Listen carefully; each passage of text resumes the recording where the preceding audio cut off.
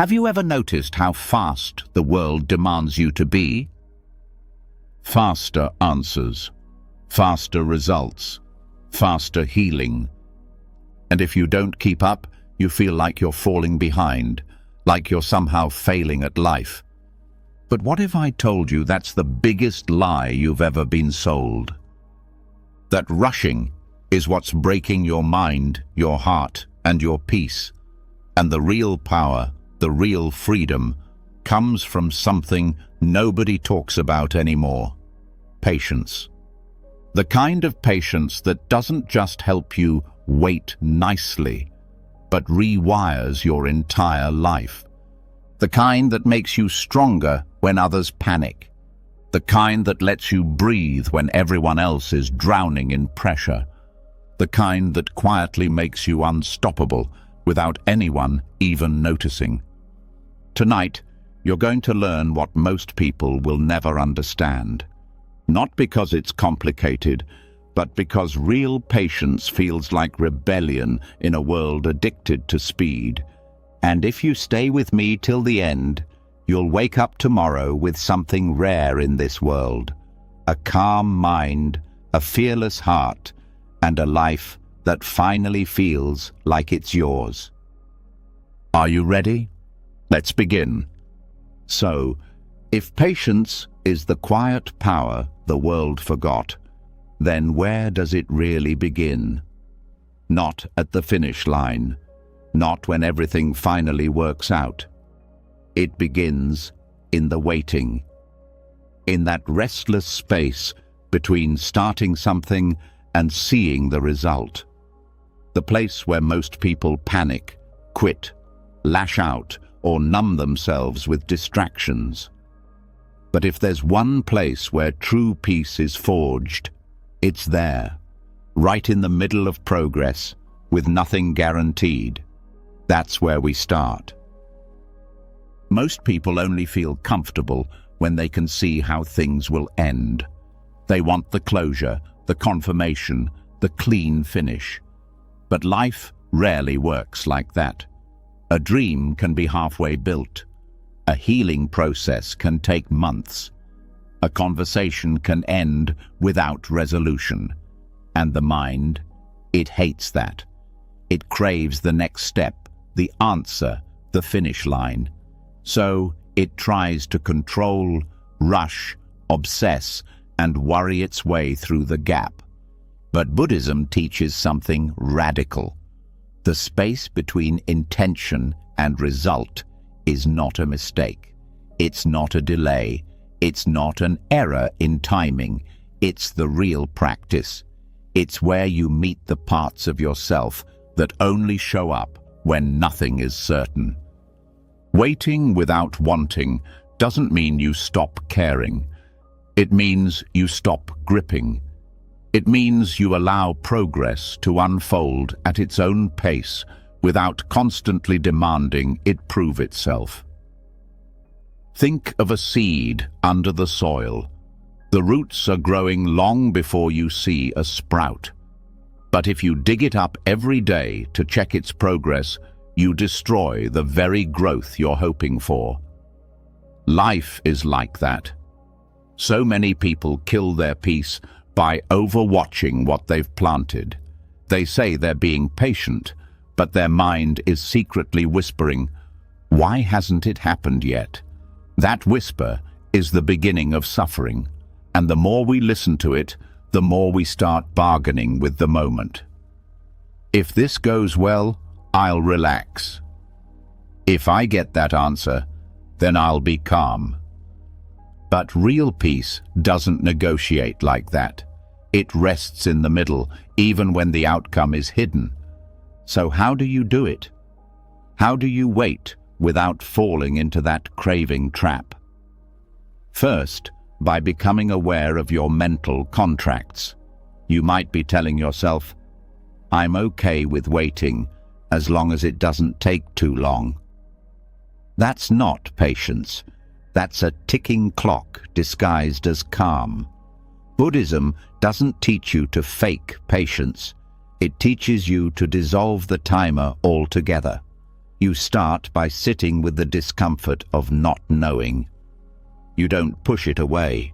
You don't distract yourself. You simply breathe into it. You watch the thoughts rise. What if it never works out? What if I wasted my time? What if I look foolish? And instead of answering them, you observe them, because those questions aren't actually asking for answers. They're testing your presence. Can you stay? Can you stay even when your brain throws every fear at you like darts? That's where the practice is. It's easy to wait when everything's going according to plan. But the real test is when things are messy, when the reply doesn't come, when the result is delayed, when the progress is invisible. That's when the old self wants to take over, the one that needs control, certainty, speed. But that self is built on fear, and patience dismantles it piece by piece. Every time you sit in that uncomfortable silence and refuse to rush it, you're building something stronger than control.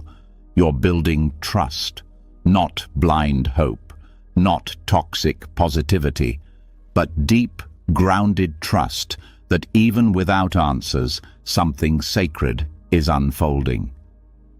This is why so many people give up right before things shift.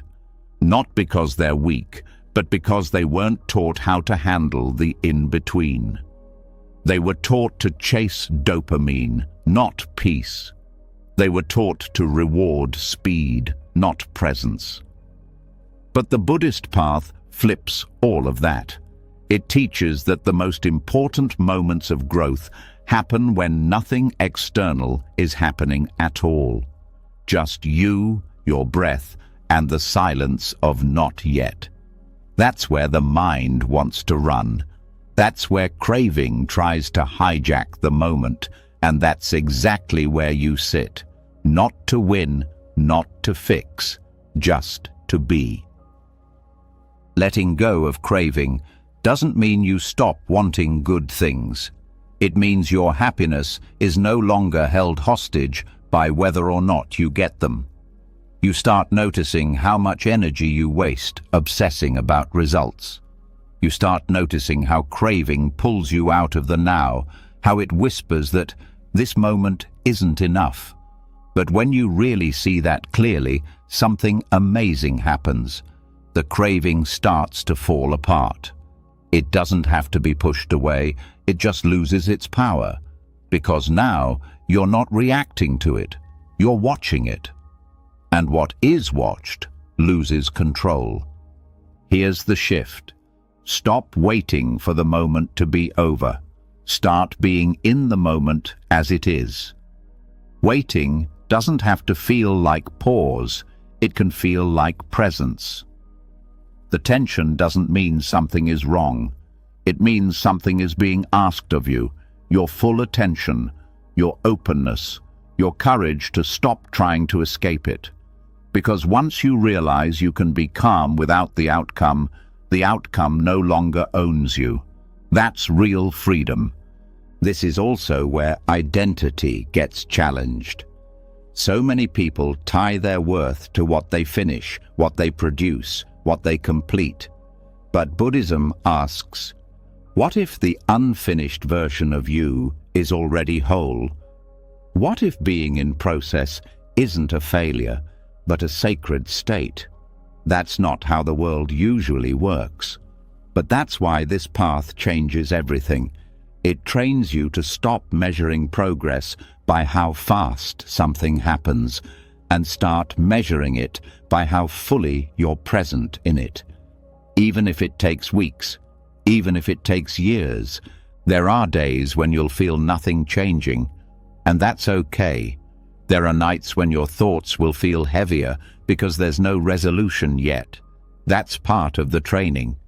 You're not just learning to be patient, you're learning to live without needing proof, without needing constant signs that something's working. This is how you develop a deep calm that doesn't shatter when things take longer than expected. Because now You're no longer tied to the timeline. You're tuned into the truth of the moment, which is always now. Craving thrives on future promises. It wants the next thing, the next hit, the next reward. But life doesn't owe us that. And strangely, when you stop demanding it, you start receiving it. Not because you tricked the universe into giving it to you, but because your hands are finally open instead of clenched. You're no longer grabbing, you're receiving. And that's when the middle space, the space between where you started and where you hope to go, starts feeling like home instead of prison. If you've ever stood in a hallway waiting for a door to open, you know the tension. You check your phone, you pace, you wish the wait would end. But what if that hallway is the teaching? What if the real work isn't in what happens when the door opens, but in how you stand there, how you breathe, how you soften, how you stop asking when and start asking, how present can I be with this right now? That's not a passive life, that's an awake one. There will be people who don't understand why you're so calm when things are unfinished. They'll call it detachment. They'll call it laziness. But what they won't see is the depth of your stillness. They won't see how much strength it takes to not chase, not cling, not crave. That's because the world doesn't reward inner strength. It rewards outer noise. But Buddhism isn't here to reward you, it's here to free you. And you can start small. Waiting in traffic without swearing, standing in line without checking your phone, letting someone finish their sentence without rehearsing your reply. Every time you do this, you're breaking the habit of impatience. You're no longer feeding the craving monster that says, now, now, now. You're saying, this is enough. This moment matters too. It's okay if you don't master it overnight. This isn't about perfection. It's about persistence. It's about choosing again and again to return to the moment even when it's dull, uncomfortable, or uncertain.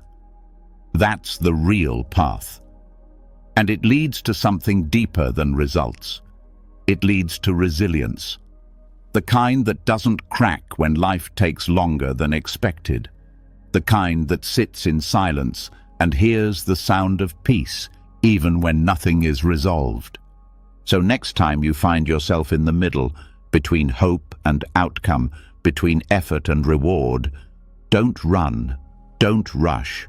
Rest there, not because it's easy, but because it's sacred. That space you want to escape. That's the doorway to the patience that will carry you through everything that's yet to come. If resting in unfinished moments teaches you how to stay when your mind wants to run, there's another hidden battlefield most people never even notice: your tongue. Right there, in the split second between someone's words and your answer, an entire world of peace or chaos can unfold. Most people never realize it. They speak too soon, react too fast, throw words like weapons without even seeing the damage. But Buddhism teaches something powerful. Real strength often shows up not in what you say, but in what you don't say yet. Speech is energy. Once it leaves your mouth, it can't be taken back. And when you speak in a rush, out of anger, fear, or pride, you scatter your own peace into the wind. You trade wisdom for impulse. The soft power of delayed speech isn't about silence for silence's sake. It's about protecting the sacred space between stimulus and response. It's about giving your own mind enough room to breathe, enough room to choose a response rooted in clarity, not chaos. Because every time you pause before replying, you're not just controlling your mouth, you're training your mind. In daily life, the moments where this power matters most are usually the smallest ones. Someone insults you, someone misunderstands you, someone demands an answer when you're not ready, and the old habit wants to jump in, defend, attack, explain, justify. That rush to speak is pure survival instinct. But survival isn't the same as wisdom. Buddhism invites you to feel the heat rise in your chest, the urge to prove yourself and not move right away, to hold the fire without throwing it. There's a kind of magic that happens in the pause. In that tiny delay, you have a choice. You can repeat the old pattern, lash out, defend, escalate, or you can let the moment open up like a flower. You can feel the emotion without being hijacked by it. You can ask yourself, is what I'm about to say true? Is it necessary? Is it kind? These three questions come from ancient Buddhist teachings, and they aren't just moral advice. They are weapons against mindless suffering. True delayed speech doesn't mean bottling up your truth. It means waiting until the mind is clear enough to offer it in a way that heals, not harms. Speaking from the smoke of anger only spreads more fire. Speaking from the stillness of understanding plants seeds instead of grenades. That's why a delayed response isn't weakness, it's supreme intelligence. It's the art of choosing when others are trapped in automatic reaction. You can practice this every day. Start by noticing the first wave of words that want to come out when you're triggered. Don't judge them. Don't shame yourself. Just notice. What's the flavor? Is it defense? Is it attack? Is it panic? Just seeing the flavor gives you power. It moves you from being trapped inside the emotion to witnessing it from a wider space.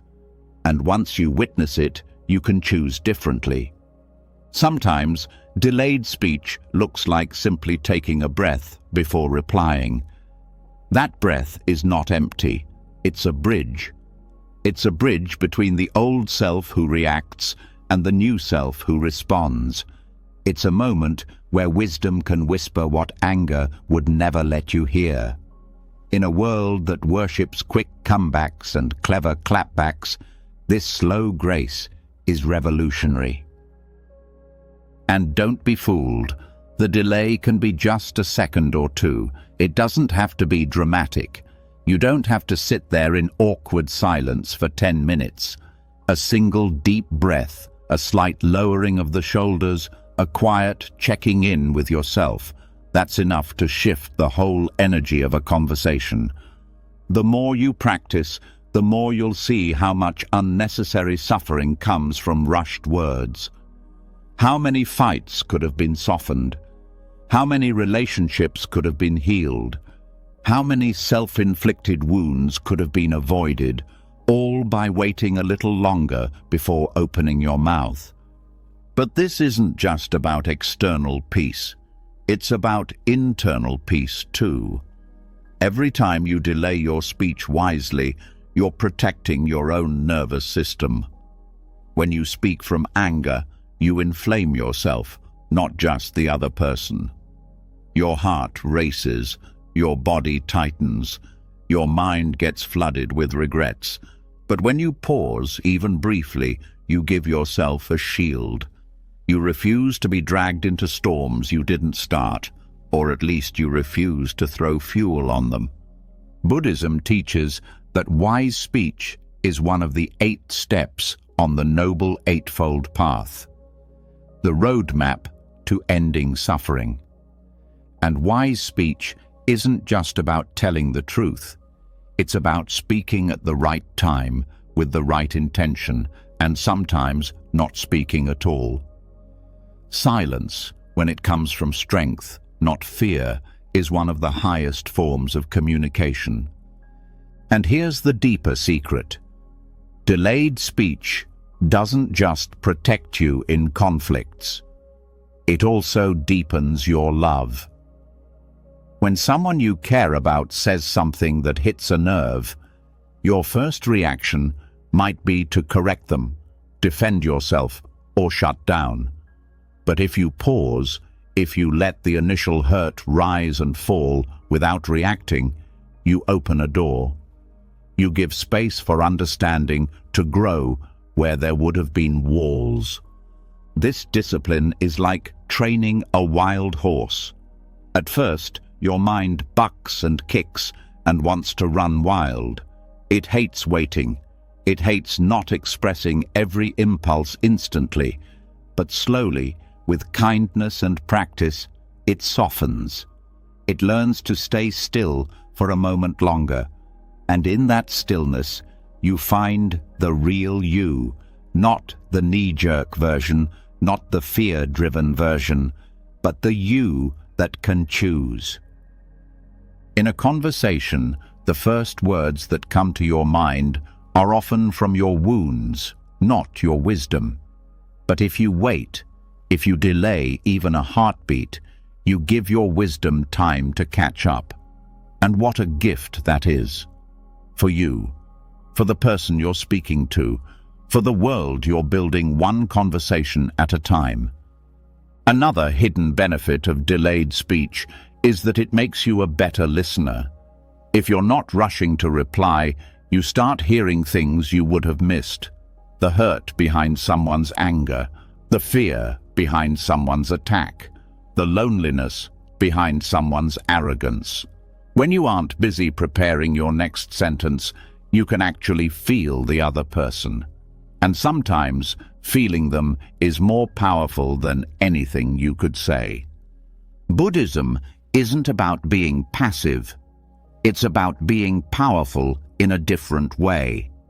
Not power over others, but power over your own mind. Power over your own reactions. Delayed speech is like holding a sword in a world that only knows how to throw stones. It's silent power. It's inner mastery. And yes, it will be hard at first. You'll bite your tongue and the words will still want to spill out. You'll feel the heat rise and want so badly to interrupt, to correct, to defend. But if you can hold that heat without letting it burst into flames, you're doing something extraordinary. You're breaking cycles that might have been running for generations. You're refusing to pass on the same patterns of reactivity that caused so much pain before. Over time, you'll notice something incredible. When you stop reacting automatically, people stop expecting you to. Conversations become calmer. Trust grows. Respect deepens. Not because you dominate the conversation, but because you bring presence into it. You become the still point in the storm, and that stillness changes everything. In the deepest sense, delayed speech is an act of compassion. Compassion for yourself, not to regret words you didn't mean. Compassion for others, not to inflame their suffering with your own pain.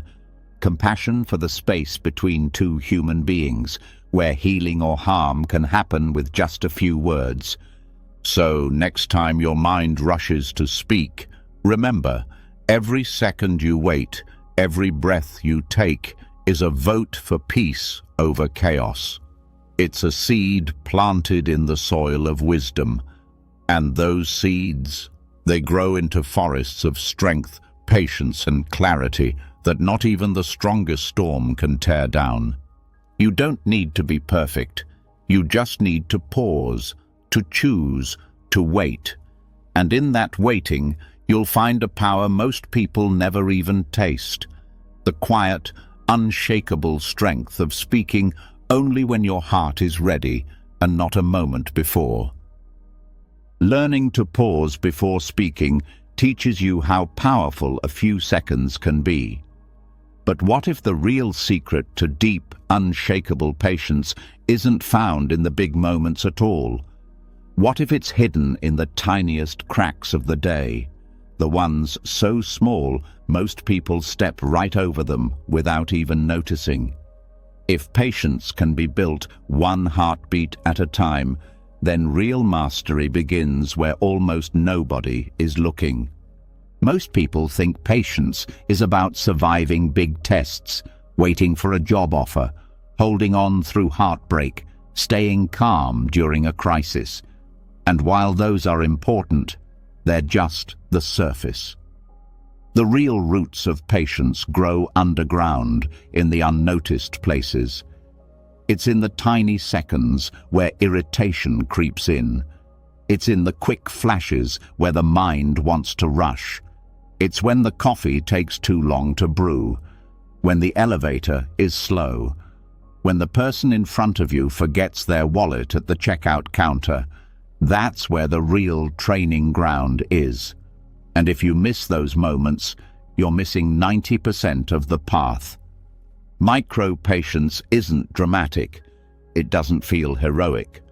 But it rewires your entire nervous system from the inside out. Every tiny moment you practice enduring a small delay without reacting feeds a deeper well of calm. It's like adding drops of strength into a hidden reservoir. Drops that one day, when life truly tests you, will become the ocean you float on instead of drowning.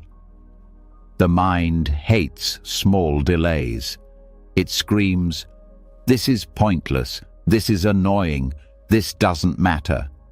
But it does matter, because how you meet the small delays is exactly how you'll meet the big ones.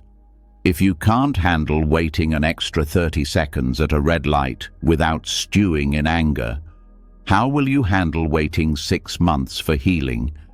If you can't stand being put on hold for 3 minutes, how will you endure the uncertainty of a dream still unfolding?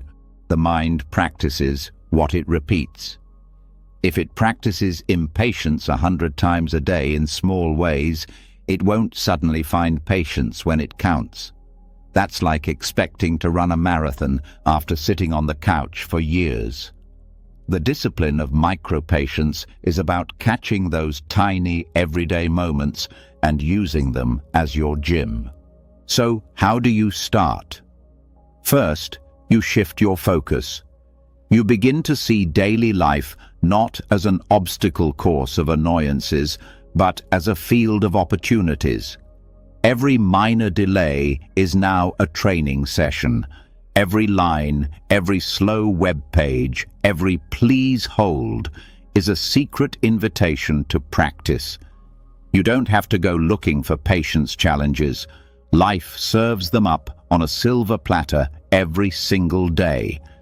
When you notice the tension rising, the foot tapping, the sigh escaping, the fingers drumming, pause. Feel it. Watch it. Don't shove it down. Don't pretend it's not there. Let the irritation rise, peak, and pass without following it, without feeding it. That moment, that simple act, is micro-patience, and it's stronger than it looks. In Buddhism, mindfulness means seeing clearly without judgment. Micro-patience is mindfulness in motion. It's seeing the urge to rush, naming it, and choosing stillness instead. Not because you're forcing yourself, not because you're pretending not to care, but because you know the truth. Rushing won't make life come faster. Complaining won't make waiting easier. Only presence makes time feel lighter. It's also important to remember that micro-patience is not about becoming numb. You don't have to pretend you love waiting. You don't have to plaster a fake smile on your face every time things slow down. It's enough to simply stay present with the discomfort without letting it control you.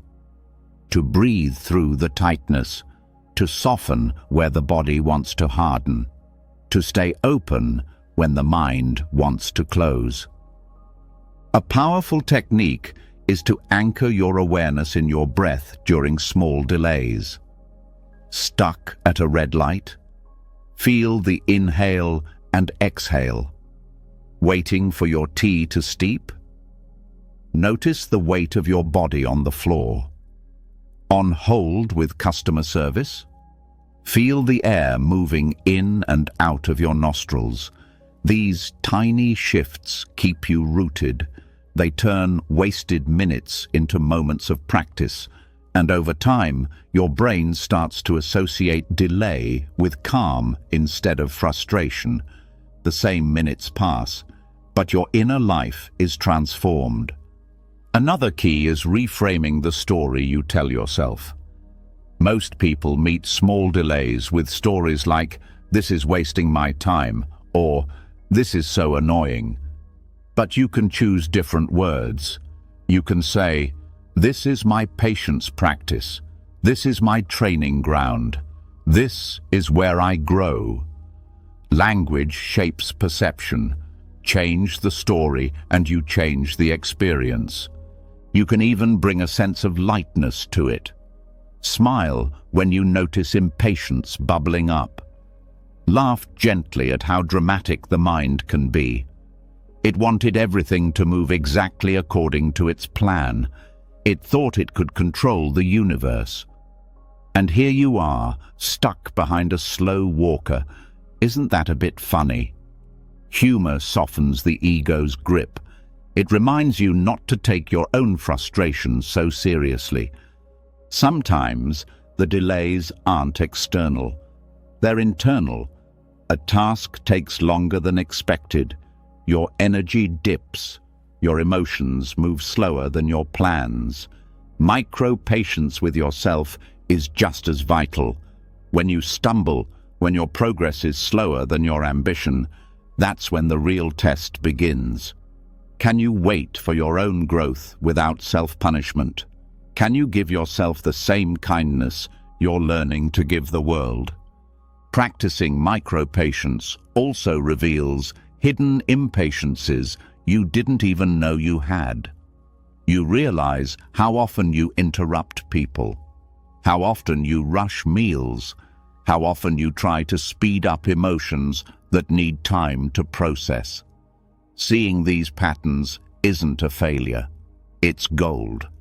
Because what you can see, you can change. Over weeks and months, micro-patience reshapes you.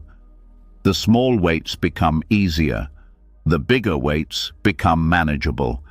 And when life throws something massive your way, a diagnosis, a heartbreak, a dream deferred, you'll find that your heart doesn't collapse under the weight.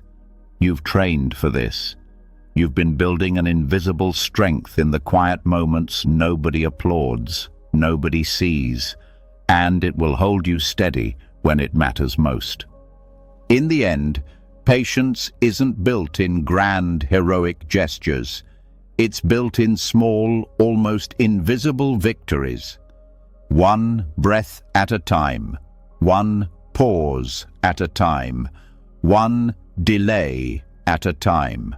Nobody may notice from the outside, but inside, you'll know, you're no longer a slave to the clock, to the rush, to the craving. You're rooted, you're steady, you're free. Because true patience isn't something you find once and keep forever. It's something you cultivate daily, seed by seed, moment by moment, in the tiny spaces everyone else rushes past. And when you look back, you'll realize those small moments you almost ignored were the moments that changed your life. Training micro-patience in daily life teaches you to stay steady in the small storms.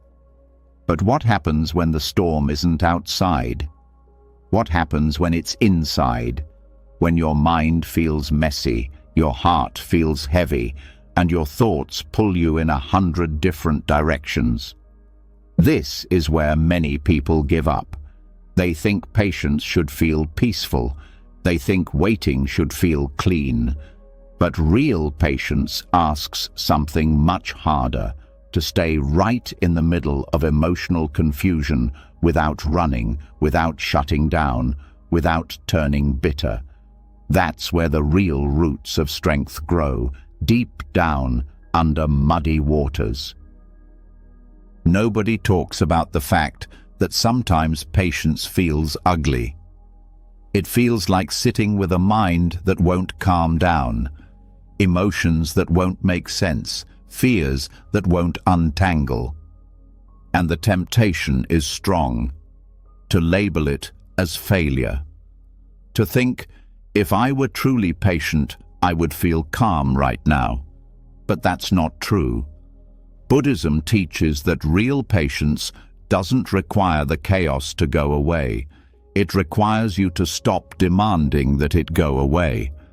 It requires you to sit down in the mud of confusion, stay awake, and keep breathing. Think of the lotus flower. It doesn't bloom in clear water. It blooms in thick, murky, messy swamps. Its roots sink deep into mud most people would call dirty, ugly, worthless.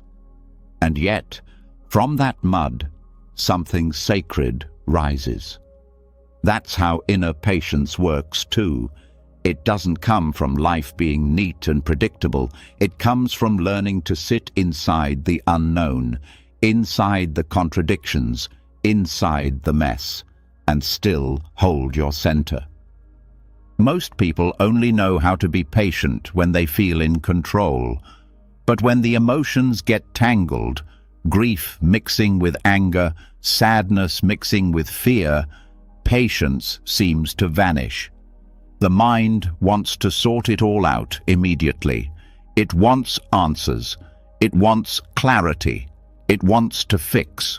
But real growth often means standing inside that emotional fog with no clear answers, no clear exits, and still choosing not to panic. This doesn't mean you become passive or numb. It means you build the kind of patience that doesn't need instant relief to stay grounded. You learn to sit with the tight chest, the restless thoughts, the aching doubts, and instead of escaping, you offer yourself compassion. You say, "It's okay not to be okay right now." That simple phrase is a bridge back to yourself. Because confusion isn't a mistake. It's part of the human experience, and the more you fight it, the deeper you sink. Buddhism often talks about the difference between pain and suffering. Pain is inevitable. Loss, change, uncertainty. But suffering is what we add on top when we refuse to accept what's happening. When you try to force emotional clarity before it's ready, you suffer. When you demand that sadness leave before it's finished teaching you, you suffer. But when you allow the emotions to be muddy, unclear, unfinished, something shifts. The suffering starts to dissolve. Patience in confusion looks like choosing to stay open when your mind wants to slam the door shut. It looks like breathing when the thoughts tell you to run. It looks like listening to your heart when it's speaking in a language you don't fully understand yet. And trusting that even if you don't know the answers now, you are still moving forward. Sometimes the mind will try to convince you that if you're confused, you're broken. That if you don't have clarity, you're failing. But that's a lie born from fear. Confusion is not the enemy. It's a sign that your old understanding is being stretched beyond its limits. That you're growing into a bigger version of yourself, one that can hold more complexity, more depth, more truth. Think about it. Every major transformation in life is preceded by confusion. Before a big decision, confusion. Before a personal breakthrough, confusion. Before forgiveness, before acceptance, before growth, always confusion. It's the natural shaking of the foundation before a new structure can be built. It's not proof you're lost. It's proof you're on sacred ground. Patience here means being willing to stay with the unanswered questions, to resist the urge to rush toward a fake certainty. Quick answers often create false peace. True peace grows slowly, painfully, beautifully, in the middle of questions that don't have easy resolutions. And when you realize that, you stop rushing to fix your emotions. You start trusting that what feels messy now is preparing you for a clearer future you can't even imagine yet.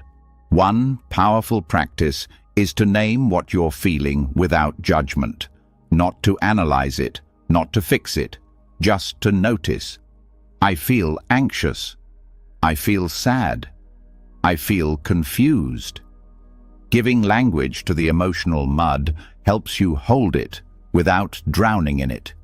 It creates a tiny space between you and the feeling, a space where patience can root itself.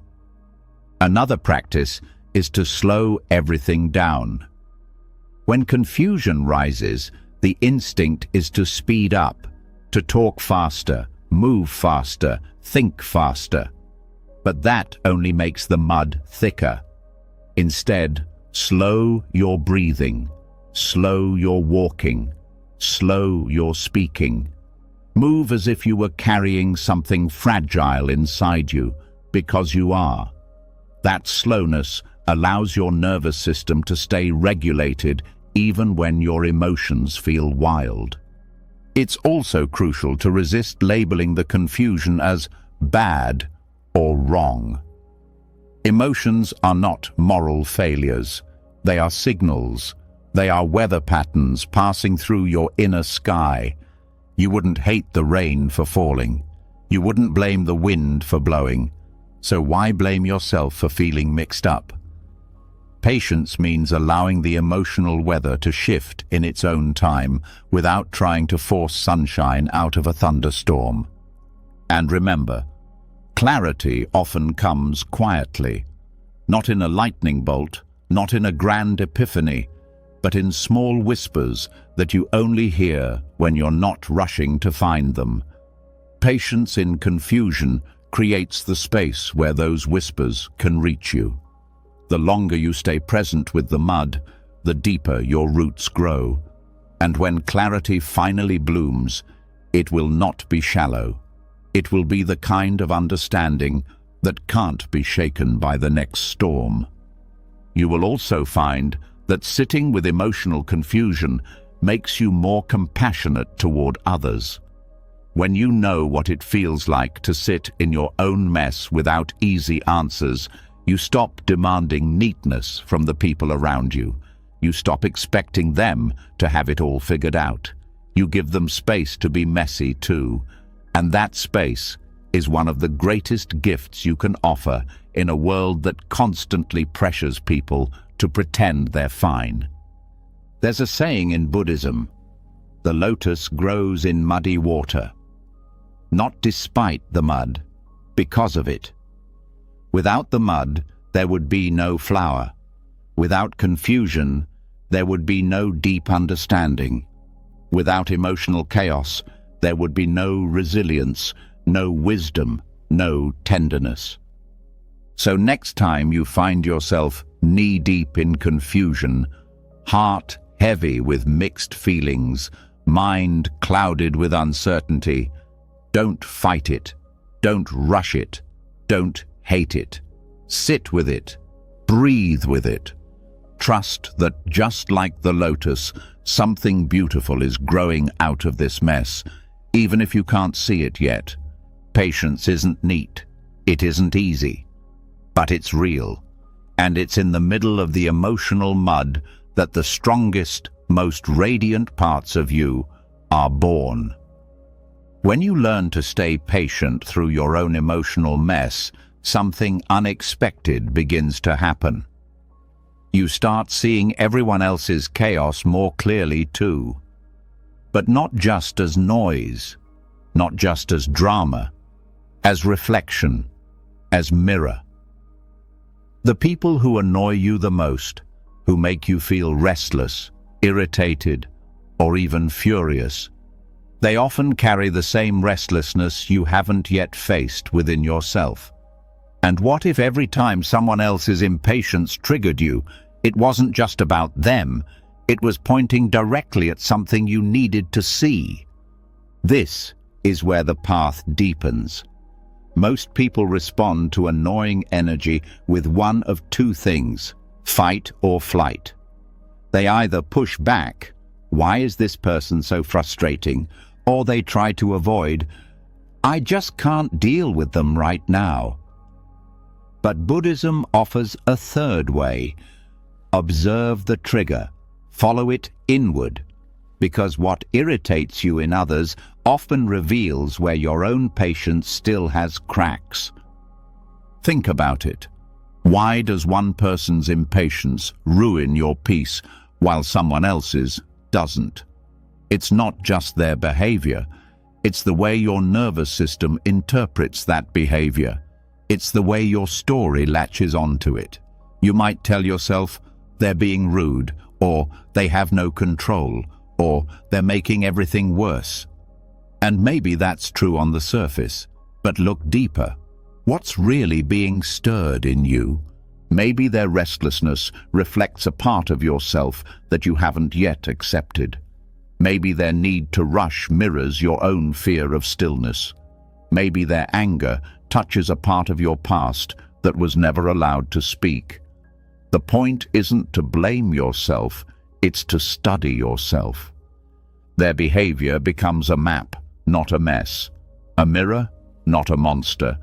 This doesn't mean you excuse every rude or reckless person who crosses your path. It means you use each interaction as a chance to sharpen your awareness, not to obsess over what they did wrong, but to ask what their behavior awakens in you. Because that space between "they're annoying" and "why does this bother me" is where real growth begins. Here's an example. Say someone cuts in line and you feel a surge of irritation.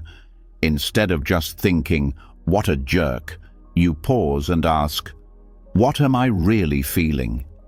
Maybe it's disrespect. Maybe it's fear of being overlooked.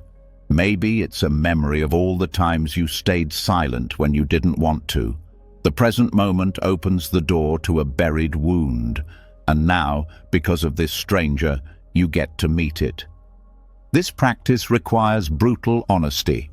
You have to stop clinging to the idea that you're always the calm one, the wise one, the good one. Because the truth is, no one is calm all the time. No one is wise every moment. And every person who triggers you is holding up a mirror to the parts of you that still want to be seen, healed, understood.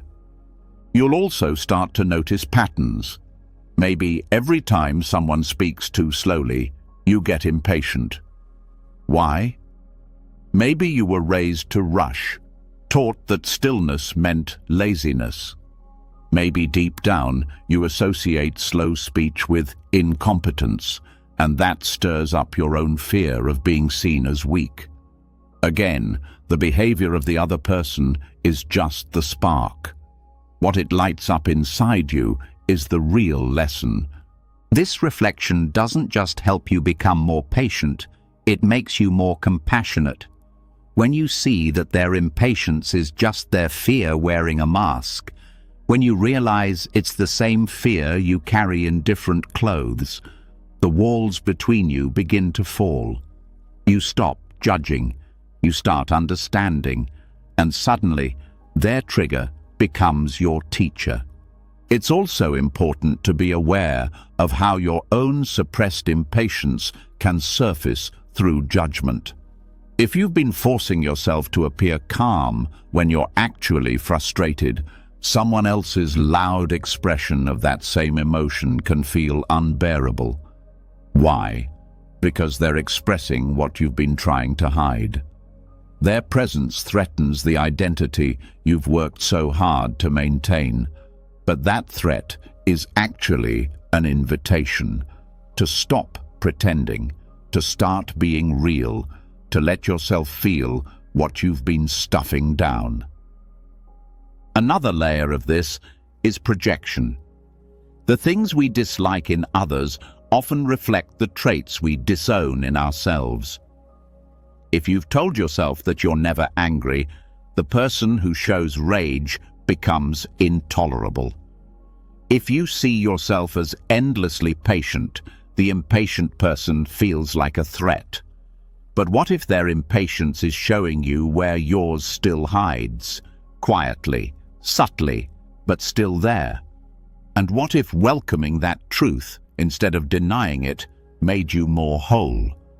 This doesn't mean you absorb everyone else's energy. It means you stay curious. You keep your center while watching what rises in you. You learn to say, "This person's impatience is touching something tender in me. What is it?"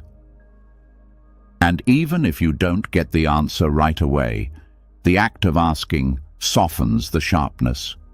It turns reaction into reflection. And reflection is where wisdom lives. There's also the possibility that their impatience is not mirroring something you are, but something you fear becoming. Maybe you're terrified of being that loud, that reactive, that out of control, and their presence forces you to confront the part of yourself that you try to keep buried. This is shadow work, and shadow work is essential if you want real patience, not just a mask of politeness, but a deep, rooted calm that doesn't depend on everyone around you behaving perfectly. The more you practice this, the less fragile your peace becomes. You stop being thrown off by every personality you don't like. You stop needing the world to be quiet for you to stay calm. Because now, even in the noise, even in the fire, you have an anchor. You're not just reacting, you're watching, you're learning, you're growing. And here's the most surprising part. The more you use others' impatience as a mirror, the more you'll start to feel gratitude.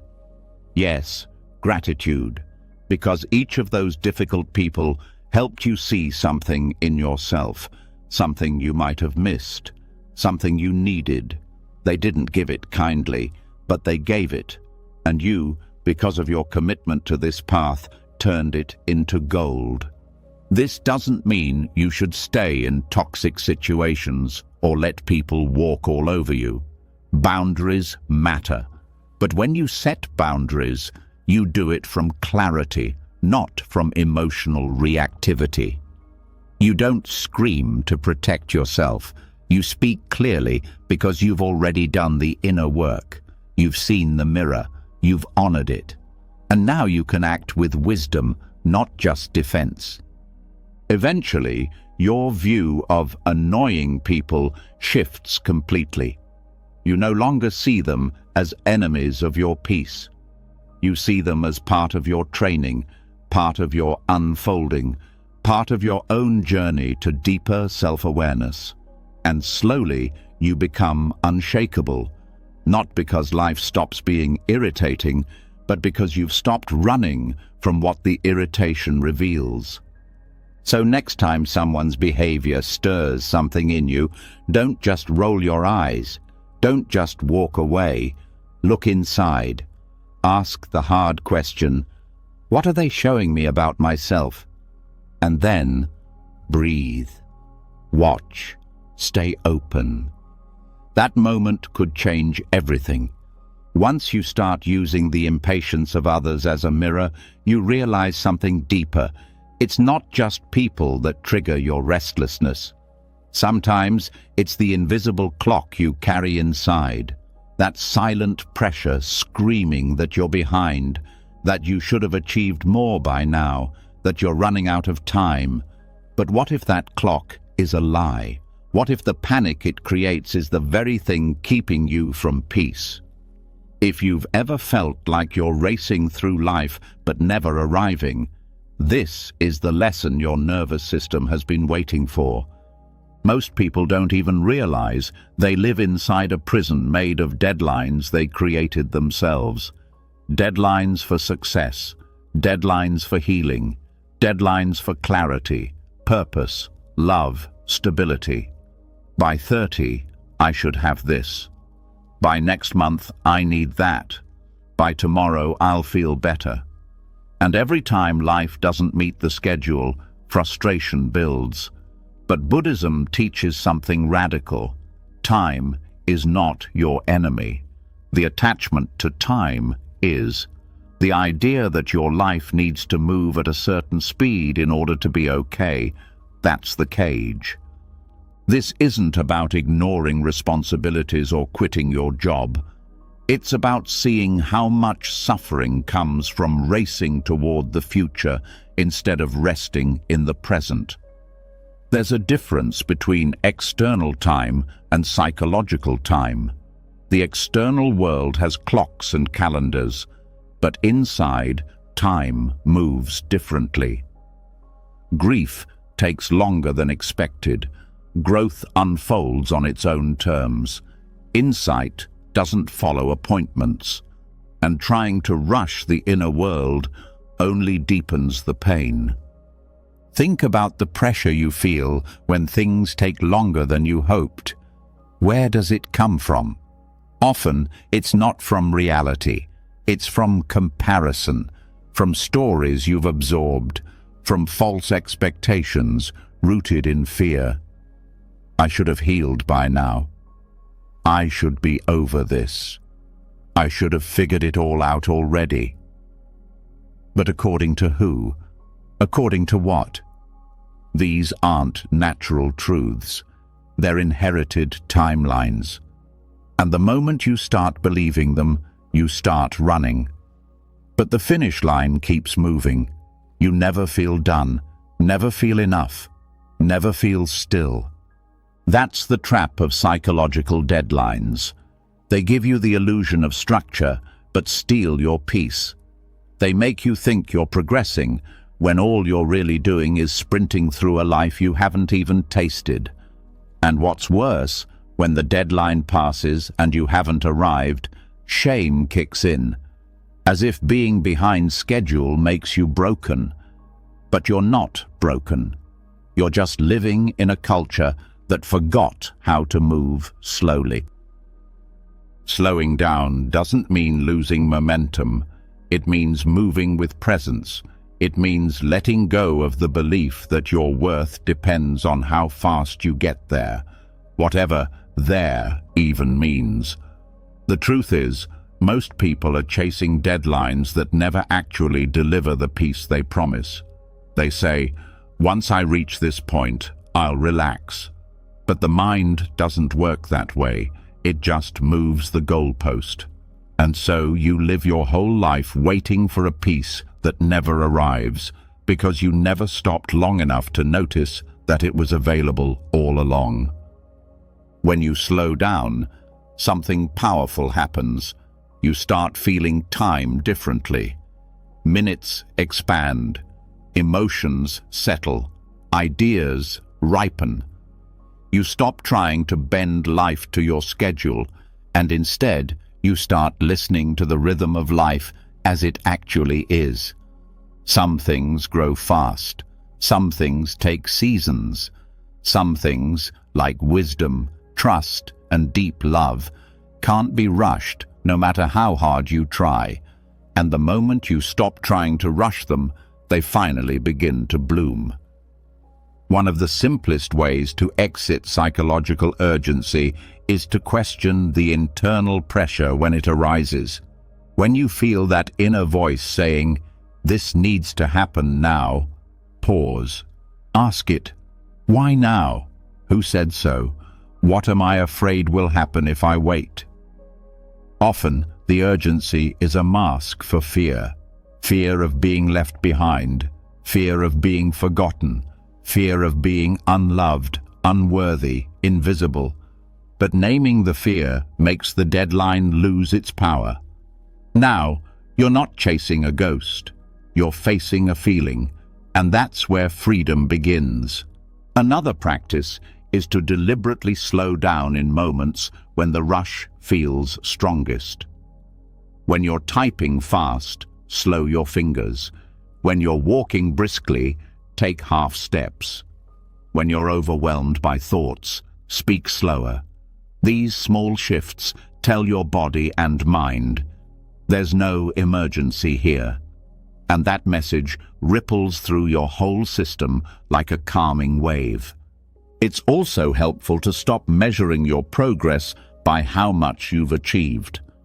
In Buddhism, progress is measured by how present you are, not by how far you've gone, not by what you've accomplished, but by how deeply you're rooted in the now, because only in the now can true transformation happen. The future is just a thought, the past is just a memory. But this moment is alive, and it's where your freedom lives. This shift can feel disorienting at first. When you've spent your whole life being rewarded for rushing, slowing down feels unnatural. You might feel guilty, lazy, unproductive, but those feelings are just withdrawal symptoms from a life of addiction to speed, and they pass. What replaces them is a depth of presence that can't be bought, rushed, or faked. Even your relationships change when you let go of urgency. You stop trying to force people to understand you faster. You stop demanding that others move at your pace. You start honoring their timing, just as you're learning to honor your own. And suddenly, communication gets softer. Conflict slows down. Connection deepens. Because when people don't feel rushed, they feel safe. And when they feel safe, they open. There's an old Zen saying, "Nature does not hurry, yet everything is accomplished." You look at the mountains, the rivers, the trees, they're not racing toward a finish line, and yet everything unfolds in perfect timing. You are part of that same nature. You are not a machine. You are not a deadline. You are not late for your life. There's something profoundly healing about accepting that your journey is not supposed to look like anyone else's. The moment you drop the comparison is the moment you start living from your own truth. You stop asking, "Am I where I should be?" and start asking, "Am I here?" And the more you stay here, the more timeless you become. Timelessness isn't about escaping time, it's about slipping underneath it. It's about accessing a state of being where presence replaces pressure, where the mind isn't counting minutes but savoring moments, where you're no longer worried about what's next because what's now is finally enough. This state isn't unreachable. It's not reserved for monks on mountaintops. It's available to you in the middle of your normal day, while cooking, while walking, while waiting. Every time you release the need to rush, you step closer to it. Every time you resist the voice that says, "Hurry up," you train your system to stay grounded in stillness. And here's the deepest truth. Nothing meaningful in life happens on a deadline. Real love doesn't follow a schedule. Grief doesn't stick to a calendar. Awakening doesn't care about your 5-year plan. The most important moments in life arise on their own time. Your only job is to be ready to receive them when they come. And that readiness comes from slowing down, from letting go, from becoming timeless. So the next time you feel behind, late, rushed, panicked, pause, breathe, question the clock inside your mind, and gently remind yourself, you are not a machine. You are not running out of time. You are becoming, and becoming doesn't happen faster with pressure. It happens deeper with presence. Once you step out of the rush and begin to taste the quiet strength of timelessness, another truth slowly comes into view. How you carry your energy matters just as much as how fast you move. And in a world addicted to intensity, noise, and sharp responses, we forget the quiet power of staying warm without boiling over. We forget that real patience isn't frozen stillness, it's a steady, living heat, just like a tea kettle. And in that image lies one of Buddhism's most important lessons. The tea kettle doesn't scream from the start. It doesn't erupt the moment you turn on the heat. It simmers. It holds its warmth. It builds energy slowly, steadily, without rushing. It's not lazy. It's not passive. It's deliberate. And that's what your mind needs to become. Not explosive, not sluggish, just consistently warm. A tea kettle mind is one that knows how to generate sustainable strength, not because it burns hottest, but because it knows how to hold its heat over time. Anger is like sharp boiling. It flashes quickly. It's loud, aggressive, and then it crashes. Most people live like this, spiking with emotion, then falling into exhaustion. But that cycle doesn't build anything. It destroys relationships, burns energy, and leaves a mess to clean up afterward. Patience, on the other hand, is the slow simmer that allows transformation to actually take root. It's the steady fire under the surface that turns raw into refined. When you live with a tea kettle mind, you don't need to explode to make an impact. You don't need to shout to be heard. You carry an energy that speaks through presence, not pressure.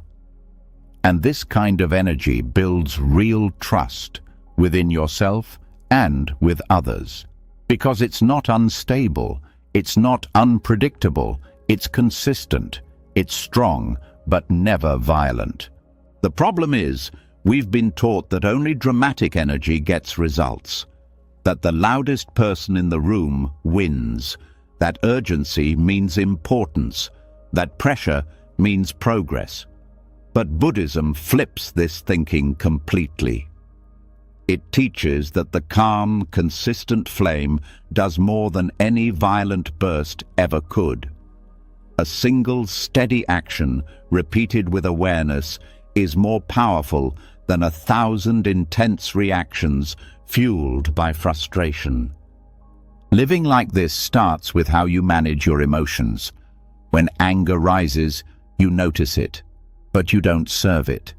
You let it rise, like the temperature in a kettle, but you don't let it boil over. You breathe through the tension, you stay with the heat, and instead of erupting, you transform it. You turn the fire inward, not to hurt yourself, but to refine yourself. Like how heat purifies water, your awareness purifies the emotion. You stay with it long enough for it to soften into wisdom. This doesn't mean you suppress how you feel. It means you learn to hold it without being ruled by it. Holding heat isn't weakness, it's strength in disguise. It means you have the capacity to endure the discomfort without needing to dump it onto someone else. And that, right there, is emotional maturity. The difference between someone who's reactive and someone who's truly grounded. You can practice this every day in subtle ways. When something frustrates you, before reacting, feel the heat in your body. Notice where it rises. The chest, the neck, the stomach. Let it be there. Breathe into it. Don't label it as wrong. Just hold it like a tea kettle holds its warmth, quietly, firmly. And in that holding, you'll feel your mind begin to settle.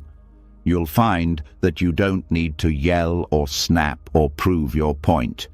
You've already won the battle by not boiling over. This approach also helps you make better decisions. When your mind isn't flaring up with emotion, it can see more clearly.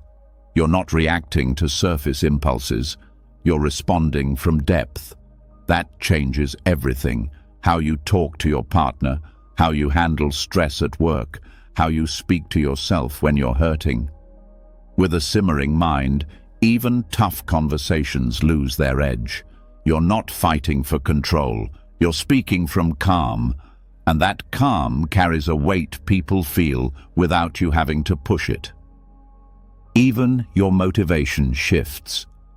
Instead of chasing goals with panic and pressure, you move toward them with steady intention. You no longer need the rush of a deadline to get started. You don't crash into burnout 2 weeks in, because you're not trying to force the fire. You're feeding it gently, consistently, with patience. Like a slow-cooking meal, your effort becomes rich, grounded, and nourishing. It also means you can last longer in difficult situations without falling apart. The person who burns out is rarely the one who lacks passion. It's the one who keeps trying to boil every situation with intensity. But intensity is a terrible fuel source. It runs out fast. Then you're left with nothing. But when your energy is built on gentle simmering, you don't collapse at the first sign of struggle. You endure, you adjust, you remain. A tea kettle mind also protects your relationships. So many arguments happen not because people truly disagree, but because they meet each other with boiling minds. One person lashes out, the other responds with heat, and suddenly the whole conversation is steam and pressure. But when even one person stays in simmer mode, the dynamic changes. You don't need to match their fire. You hold your own warmth, your own peace, and often that softens them too. This doesn't mean letting people walk all over you. It means your strength is quiet, not loud. It's steady, not spiking. It's not passive, it's intentional. And that makes it far more powerful than aggression ever could be. There's also something deeply nourishing about carrying this energy within yourself. You become a refuge, not just for others, but for yourself. When life gets hard, when emotions get tangled, when the world spins too fast, you become the one place you can trust, because you know how to simmer. You know how to hold pressure without exploding. You've built that capacity, one moment at a time, through your own breath, your own awareness, your own discipline. This energy even starts to change how people experience you. They feel safer around you. They open up more. They trust you more, not because you say all the right things, but because your energy is safe, steady, not full of sharp edges or sudden temperature spikes. You become the calm in the room, the kettle that never boils over. And in that calm, something sacred grows. Wisdom, real wisdom.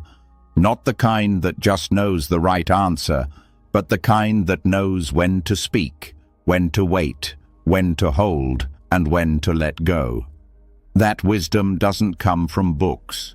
It comes from presence, from patience, from heat that never had to scream to be felt. So next time you feel your inner fire rising, pause. Don't try to kill it. Don't fear it. Hold it like a tea kettle holds warmth. Let it rise slowly. Let it teach you. And when the moment comes to speak, to act, to decide, you'll be ready, not with a burst, but with a clarity that could only come from a mind that simmered instead of boiled. After learning to simmer instead of boil, something starts to shift, not just in how you react, but in how you hope, in how you expect things to unfold. And this is where a deeper kind of impatience starts to surface. It's not loud, it's not angry, it's subtle. It hides behind the smile of the spiritual seeker.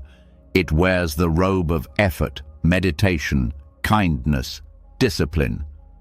But behind all of that, a quiet hunger, a wish to be rewarded, a hope that says, I'm doing the right things, so why don't I feel peaceful yet? This is the trap we step into when we treat karma like a vending machine. People step onto the spiritual path with good intentions. They want to grow, they want to heal, they want to be free from pain. And somewhere along the line, they start to believe that if they meditate enough, read enough, forgive enough, they'll get something back. They expect calm, they expect insight, they expect life to respond like a fair transaction. But life doesn't operate like a business contract. It's not, you put in X effort, get Y result. Especially not on a timeline the mind approves of. That's not how karma works. Karma means cause and effect, yes. But it doesn't mean control. It doesn't mean guaranteed outcomes. It doesn't mean instant results wrapped in enlightenment bows. Karma is subtle. It ripens when it's ready. It unfolds according to conditions far beyond what the ego can predict. The moment we expect spiritual practice to pay us back on demand, we stop practicing. We start bargaining. That bargaining is so sneaky. You might sit in meditation thinking, okay, I'm breathing, I'm being present, I'm letting go. So where's the peace? You might show compassion and secretly think, when will this kindness finally come back to me? You might chant mantras or read sutras and silently expect a reward for it all. But that expectation is just another form of craving. It's craving dressed in robes. And the moment craving enters, suffering follows. One of the hardest truths in spiritual growth is this: you're not entitled to feel good just because you're doing the work. That's the ego's logic, not wisdom. True practice asks you to keep showing up even when nothing seems to change, even when the insights don't land, even when the peace doesn't come. Because that's when your practice becomes real, not when it's easy, not when it's rewarding, but when it's empty, when it asks everything of you and offers nothing in return, yet. This doesn't mean the path is pointless. It means the path is honest, and honesty is slow. Just like a tree takes years to bear fruit, your spiritual work takes time to ripen. And you don't dig up the roots just to check the progress. You water, you wait, you trust. And that trust becomes your real teacher. Many people fall into despair because they mistake silence for failure. They think, I've been doing the work, but I still feel anxious, still feel lost, still get triggered. What's the point? But that's the moment you need to remember. Karma isn't always loud. Growth isn't always visible. Insight doesn't always come with fireworks. Sometimes the biggest changes are happening underground, in ways you can't yet see. The stillness is the work. You might be softening old habits you don't even realize are loosening. You might be purifying lifetimes of conditioning just by sitting in silence each morning. You might be planting seeds of clarity that won't bloom for years, but they're blooming. You just haven't met them yet. This is why letting go of immediate results is such an important part of patience. It clears the air of expectation. It makes room for grace to move on its own schedule. You're no longer trying to use Buddhism or meditation or mindfulness as tools to force peace. You're letting them do what they're meant to do, transform you slowly, deeply, from the inside out. And ironically, the moment you stop chasing results is when they start to show up. not because you manipulated them, but because your energy is finally clear enough to receive. You're no longer holding out your hands, demanding something. You're sitting open, available, patient. That space attracts what you're striving pushed away. This detachment doesn't mean you stop caring. It means your caring becomes unconditional. You meditate not because it gives you peace, but because it's how you return to yourself. You forgive not because it guarantees healing, but because it's who you want to be. You practice kindness not for karma points, but because kindness makes you lighter, even when no one notices. These actions become your way of being, not a transaction, but a transformation. It also protects you from burnout. So many people burn out on the spiritual path because they treat it like a productivity hack. How can I fix my anxiety in 5 steps? How can I manifest the life I want in 30 days? But the soul doesn't work like that. It resists being turned into a project. And when your practice becomes just another way to control your experience, it collapses under its own pressure. The alternative is surrender. Not in a weak way, but in the strongest way possible. Surrender means showing up for your practice like you would for someone you love, not because they owe you something, but because it's your joy to show up. Because the relationship itself is sacred, and with every moment you dedicate to presence, to compassion, to mindfulness, you strengthen that relationship, even if nothing visible changes. This kind of patience is rare. It's the patience of monks who sit for decades, of seekers who keep walking even when the path disappears into fog, of people who smile without needing a reason and love without needing applause. It's the kind of patience that says, I trust that something is unfolding, even if I don't understand it yet. And that trust, that's what transforms your whole life. You stop trying to speed up healing. You stop trying to measure your growth every week. You stop checking your emotional pulse to see if your efforts are working.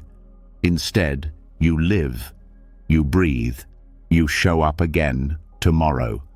You keep planting, because one day, maybe when you least expect it, the peace will bloom. The clarity will arrive.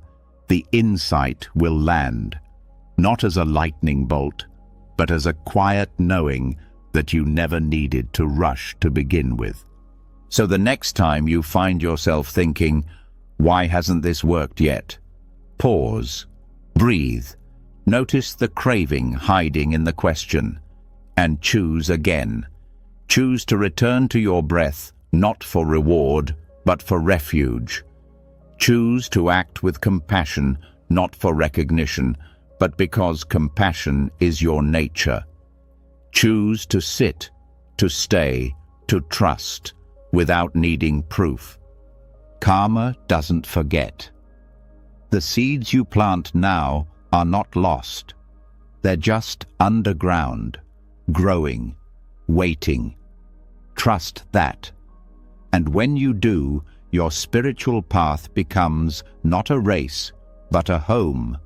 Not a vending machine, but a field.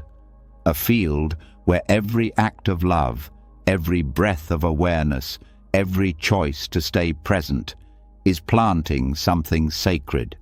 And that sacred thing is already becoming you. Letting go of the need for instant results clears a huge space inside, but into that space creeps another craving, quieter, trickier, and just as dangerous. It's not craving for rewards anymore. It's the craving to be seen a certain way, to be right, to be respected, to be first. Even when you give up chasing peace like a prize, the ego still whispers, "At least let me win. At least let me be better. At least let me be important." And if you don't catch it, this hunger can eat your patience from the inside out. The need to be right is one of the deepest traps of the mind. It's a craving that hides inside arguments, inside social media comments, inside silent judgments of people who think differently than you. The ego thrives on it. It builds its walls around it. I'm more awake than them. I'm wiser. I'm ahead. It feels safe. It feels powerful. But that power is hollow. And the more you feed it, the more you lose your real strength. Learning to starve. This hunger is one of the most difficult forms of patience you'll ever face, because it feels like you're losing something when you let it go. It feels like you're giving up ground. It feels like you're letting someone else win. But Buddhism teaches that true victory doesn't come from proving you're right. It comes from becoming free from the need to prove anything at all. Most arguments, most suffering between people boil down to this: one or both parties need to be seen as right. They need their view validated. They need their position defended. And because of that need, the conversation stops being about understanding. It becomes a battlefield. Words become weapons. Listening becomes waiting for your turn to strike. And nobody actually hears anything. Nobody grows. The real power is in staying steady when your ego screams to jump in. When someone misunderstands you, and instead of rushing to correct them, you breathe. When someone accuses you unfairly, and instead of attacking back, you stay rooted. When you know you could argue and win, but you choose not to, because you've seen that winning the argument would cost you something far more precious: your peace.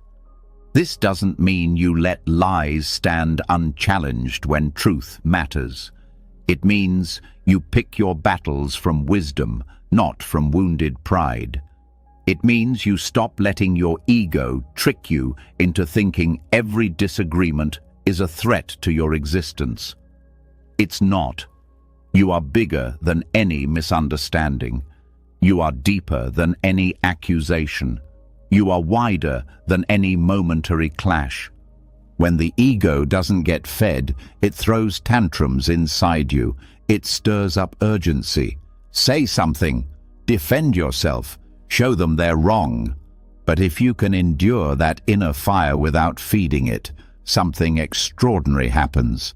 The fire burns out. The craving dissolves. And underneath, you find a kind of patience that's almost impossible to disturb. This is the patience of great teachers, the patience of people who can sit through insult, misunderstanding, even mockery, without losing their center. Not because they are numb, but because they no longer need external validation to feel secure. Their security comes from within, from a peace that no praise or blame can touch. Training yourself in this way begins with awareness. You start noticing when the need to be right rises. You feel it in the tightening of your stomach, the heat in your chest, the rush of thoughts preparing your defense. You don't shame yourself for it. You don't fight it. You just notice it. There's my ego, hungry again. And you breathe. You soften. You let the moment pass without jumping into the game. Sometimes this means sitting silently when every cell in your body wants to correct someone. Sometimes it means listening fully to a viewpoint you disagree with without interrupting. Sometimes it means walking away from a fight that your pride desperately wants to win. Every time you do this, you're not losing. You're winning the only battle that matters, the battle against your own inner need for superiority. And here's the secret.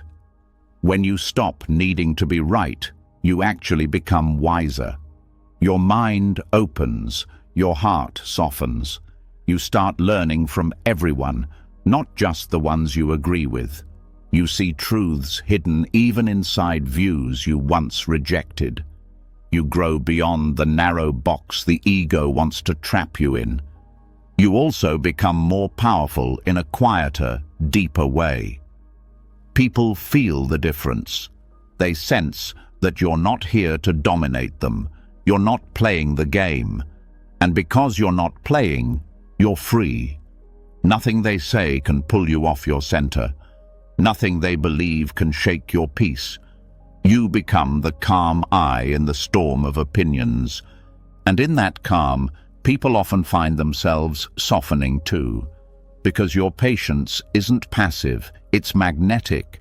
It pulls others toward truth without a single word of force. Your example teaches more than any argument ever could. But there's another hunger the ego carries that must also be faced.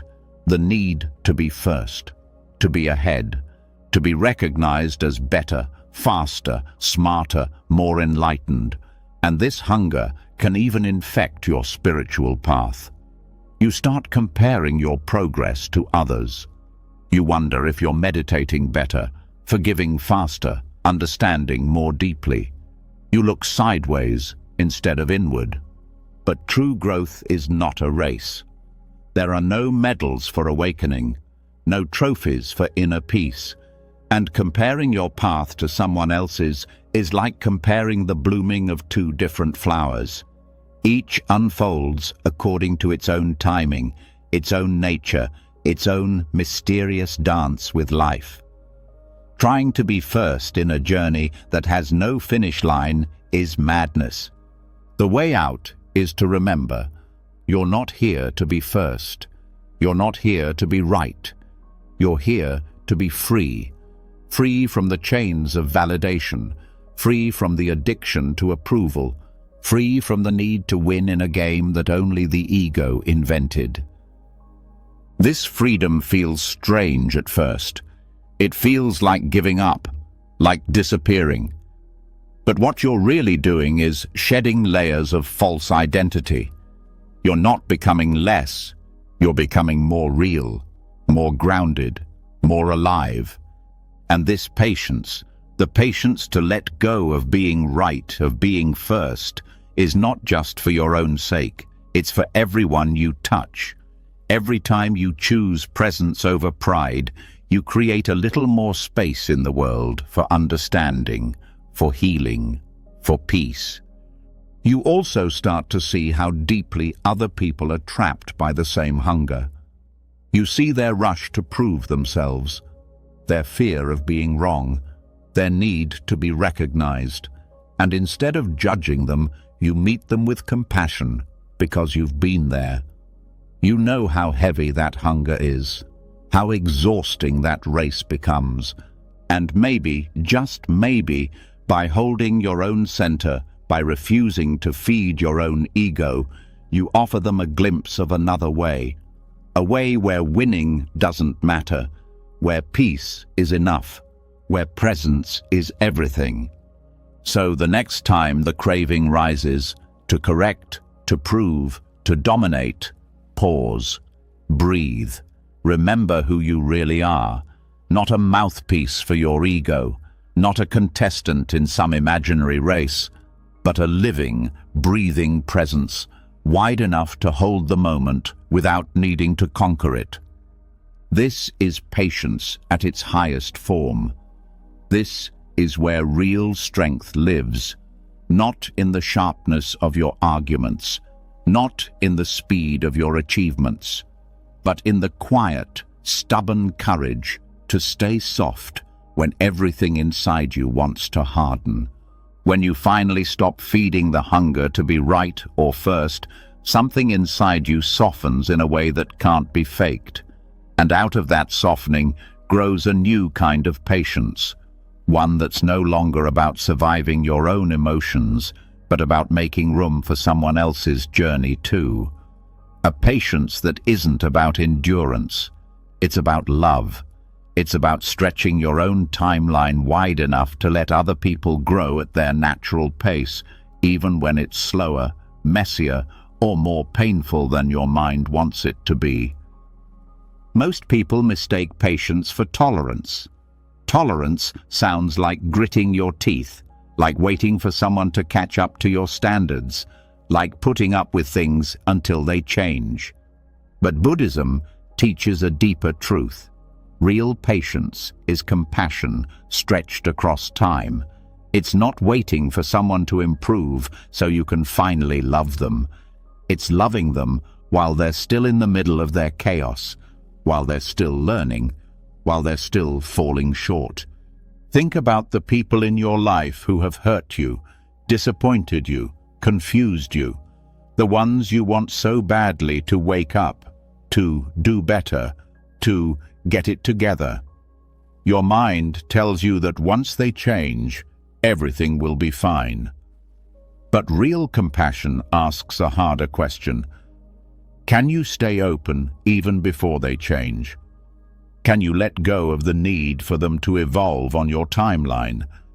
This doesn't mean accepting abuse or staying in harm's way. It means recognizing that real growth cannot be forced, not in yourself, not in anyone else. You can inspire, you can guide, you can love. But you cannot speed up someone else's awakening. Trying to do so only creates frustration, resentment, and pressure that makes real growth even harder. Compassion as temporal expansion means you stretch your patience wider than your expectations. You stop looking at the calendar. You stop counting how many chances you've given. You stop measuring someone's worth by how quickly they heal or change. You love them in their unfinishedness. You love them in their stumbling. You love them in their slowness. This is hard because the ego loves quick results, not just for itself, but for everyone it touches. You might think, if I can see clearly, why can't they? But that thought is a trap. Your clarity is your own. It came at a cost only you know. And they too are paying costs you can't see, carrying weights you don't understand, walking paths that make no sense from the outside but are teaching them exactly what they need. Real compassion respects that mystery. It respects that life unfolds differently for every being. Just like seeds bloom at different times, even if planted on the same day, so do souls awaken at their own rhythm. Some seeds take days, some take decades, and no amount of pushing, shaming, or pleading will make them grow faster. In fact, pressure often crushes what could have unfolded naturally with time and care. This kind of patience is a spiritual muscle most people never develop because it hurts to stretch it. It hurts to watch someone stay stuck when you can see a way out. It hurts to love someone who keeps hurting themselves. It hurts to believe in someone who keeps falling short.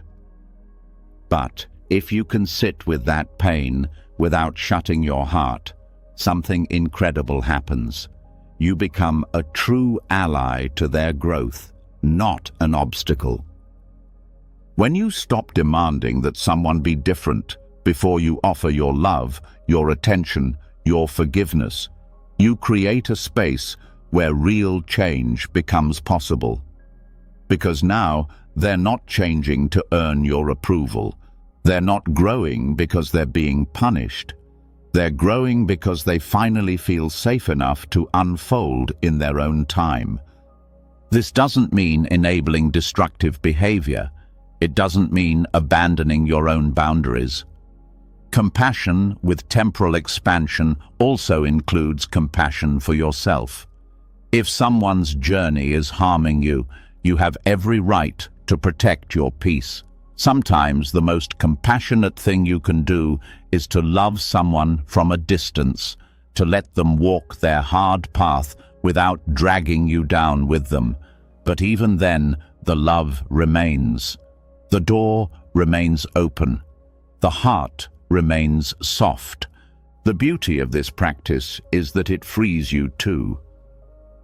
When you let go of trying to control someone else's growth, you release yourself from endless cycles of frustration and disappointment. You stop seeing other people's slow healing as personal failure. You stop making their journey about your timeline, and you begin to experience relationships in a whole new way, not as projects to be fixed, but as mysteries to be honored. It also changes how you see your past. You begin to forgive yourself for all the years it took you to learn certain lessons. You stop resenting your younger self for not waking up faster. You realize that just as you needed every wrong turn, every mistake, every heartbreak to become who you are today, so does everyone else. Growth isn't linear. It's messy. It's sacred. And it can't be rushed, no matter how much love you pour onto it. Living with this kind of patience makes you radically different from the world around you. In a culture obsessed with quick fixes, fast progress, and instant transformation, you become a rare presence. You become the one who can sit quietly while someone else struggles without trying to fix them. You become the one who can believe in someone without pressuring them. You become the one who understands that real change often looks like failure until suddenly it doesn't. And over time, something beautiful happens. The people around you start to feel it. They sense the absence of pressure, the absence of judgment. They feel the open space you hold for them, and in that space, they begin to relax. They begin to breathe. They begin to unfold, not because they were pushed, but because they were trusted. This trust is powerful medicine. It heals wounds that shame can never touch. It calls forth strengths that fear can never awaken. It says, "I believe you are more than your mistakes. I believe you are more than your timeline. I believe in the goodness inside you, even when you can't see it yourself." And the more you practice this with others, the more you naturally practice it with yourself. You stop rushing your own evolution. You stop panicking over how long it's taking to heal, to forgive, to understand. You start trusting your own timing too. You give yourself the same wide, loving space to grow that you offer to others. In the end, patience isn't just about enduring time. It's about expanding time with love. It's about making room for the slow miracles that only happen when you stop insisting, "Hurry up." It's about believing that nothing truly precious can ever be rushed. Not trust, not healing, not love, not awakening. So the next time you feel that tightness rise, the urge to fix, to hurry, to force, pause, breathe, stretch your heart a little wider. And remember, growth doesn't happen on your schedule, it happens on life's schedule, and life knows exactly what it's doing. When you expand your patience to allow others to grow at their own pace, another even deeper challenge begins to reveal itself. It's not just about slowing down for others, it's about sitting quietly in front of what cannot be fixed. The heartbreak that won't mend overnight. The illness that has no clear cure. The relationship that may never go back to how it once was. And in these places, the instinct to fix, to repair, to force change can be overwhelming. But Buddhism points to a different kind of courage, the courage to stay with brokenness without rushing to erase it. There's a part of the human heart that hates seeing anything incomplete. It wants to stitch up every tear. It wants to smooth over every crack. It wants to jump into action because action feels like power. Sitting still feels like defeat. And yet, true patience, the patience that transforms your whole relationship with life, demands that you face what cannot be solved immediately and meet it with stillness, not struggle. The fixer inside us is not evil. It's born from care, from love, from a genuine wish to ease suffering. But it also comes from fear. Fear of helplessness, fear of loss, fear of admitting that some things hurt, and no amount of effort will undo that right away. The fixer tells you, do something now, or you'll lose control. But Buddhism teaches, true peace isn't about controlling the brokenness. It's about becoming big enough to hold it.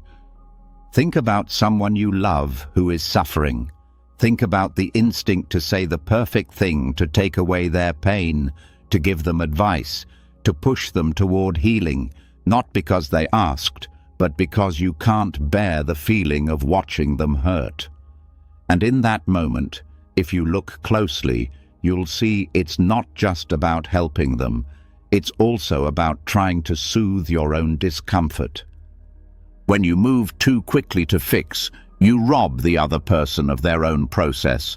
You rush them past their feelings.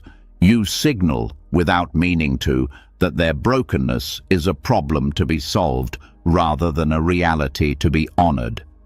And in doing so, you miss the most powerful offering you could give, your patient presence. Sometimes, the greatest act of compassion is to sit silently beside someone in their pain, not to give answers, not to hand them solutions, but to say, simply with your being, I am not afraid of your brokenness. I am not rushing you to heal. I trust your heart to find its own way. And what's true for others is even more true for ourselves. Think about the parts of yourself that still hurt, still doubt, still struggle. How often do you pressure yourself to get over it already? How often do you turn your own wounds into projects that must be completed? The fixer doesn't just operate outwardly, it turns inward too. And in doing so, it keeps you from offering yourself the deep, slow healing you actually need. The truth is, some things can't be fixed in the way you want them to be. Some losses are permanent, some endings are real, some scars remain. And real patience is not about pretending otherwise. It's about learning to stay with the sadness, to stay with the ache, to stay with the incomplete story that may never tie up into a neat ending. This kind of patience is fierce. It's not passive. It's not numb. It's active endurance. It's the strength to open your heart to a reality that doesn't bend to your wishes and still choose love over fear, still choose to breathe even when breathing hurts. You can start practicing this by noticing the small moments when the fixer wants to take over. When a friend shares their sadness and you jump to offer advice before they even finish speaking. When your own discomfort rises and you immediately reach for distraction or solutions. When silence falls and you scramble to fill it. These are the moments to pause, to breathe, to stay a little longer in the uncomfortable space, not to suffer needlessly, but to stop rushing life to be different. There's a sacred humility in admitting you don't have all the answers, that you can't save everyone, that you can't even save yourself from every hard thing. And that's okay. That's not failure. That's the beginning of true compassion. Compassion for the world as it is. Compassion for the wounds that don't heal overnight. compassion for the mystery of suffering itself. And strangely, when you stop trying to fix everything, healing often comes more naturally. Not because you forced it, but because you made room for it. Because you trusted the deeper processes at work beneath the surface. Because you stopped digging at the soil and let the seed grow in its own hidden way. This patience also changes the way you see progress. You stop measuring healing by how fast the pain disappears. You start measuring it by how gently you can stay with yourself in the middle of the pain. Not judging, not pushing, just staying, just breathing, just being present with what is. In relationships, this changes everything. You stop needing to fix your partner's moods. You stop needing to solve your friend's heartbreak. You start trusting that people are allowed to be broken sometimes, just like you are. And you offer them your greatest gift, not solutions, not strategies, but your calm presence, your patient heart, your steady belief that brokenness is not the end of the story. This doesn't mean you don't help when it's needed. Action has its place. But you move from a different place now, not from panic, not from discomfort, but from deep listening, from the wisdom that knows when to act and when to simply sit with. Over time, you'll notice something profound. The more you quiet the fixer, the more peace enters your life. Not because everything is fixed, but because you're no longer fighting reality. You're no longer demanding that pain be cleaned up on your schedule. You're no longer making yourself responsible for mending every broken thing you encounter. You'll also find more resilience. Because now, when life breaks in ways you can't control, you don't shatter with it. You know how to stay, how to breathe, how to endure without hardening, without losing your tenderness. That's a rare strength, and it's built one moment at a time, each time you choose to sit with brokenness instead of running from it. In a world obsessed with solutions, you become something revolutionary, a presence that doesn't demand perfection, a heart that doesn't flinch from the unfinished, a soul that knows how to honor the cracks as much as the light. So next time you feel the urge to fix, to rush, to control, pause, breathe, let the brokenness be there a little longer. Trust that you don't have to heal it all today. That love, real love, includes patience for the parts of life that stay messy, that some beauty can only be seen when you're brave enough to look at what hasn't healed yet, and love it anyway. When you stop rushing to fix everything, when you finally learn to sit quietly with the broken places of life, something even deeper starts to unfold. A new relationship with movement itself. You begin to see that not all movement is healing, and not all stillness is failure. But the world has taught you the opposite. It says, if you're not busy, you're falling behind. If you're not acting, you're wasting time. If you're not pushing forward, you're being weak. And that lie keeps countless hearts trapped in endless, restless striving. Buddhism offers a clearer truth. Real patience often looks invisible, but it's never inactive. It's like the wind and the flag, silent forces moving in ways the eye can't always see. Most people mistake delay for laziness. If a project stalls, if a conversation pauses, if a dream takes longer than expected, panic rises. You start thinking you're stuck. You start doubting yourself. You start questioning your path. But just because you can't see obvious movement doesn't mean nothing is happening. The wind doesn't shout as it moves, and often neither does growth. When a flag flutters, you know the wind is there, But if the flag hangs still, it doesn't mean the air has disappeared. It means the conditions aren't calling for visible motion yet. Underneath, the currents still exist. They're just not obvious. In the same way, patience teaches you to trust that unseen forces are still at work, even when your life looks quiet, even when progress seems paused. There are seasons in life when everything feels urgent, fast, kinetic.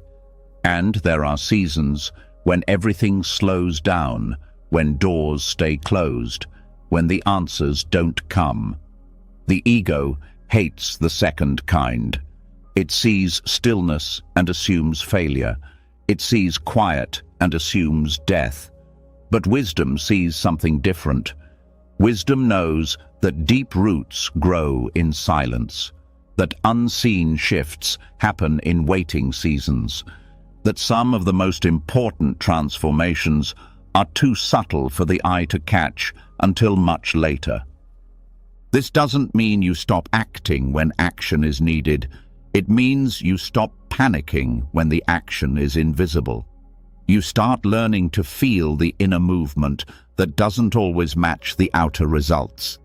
You start sensing the quiet work happening in the background of your soul, the slow stitching together of insights, the hidden strengthening of resolve, the invisible softening of old rigidities.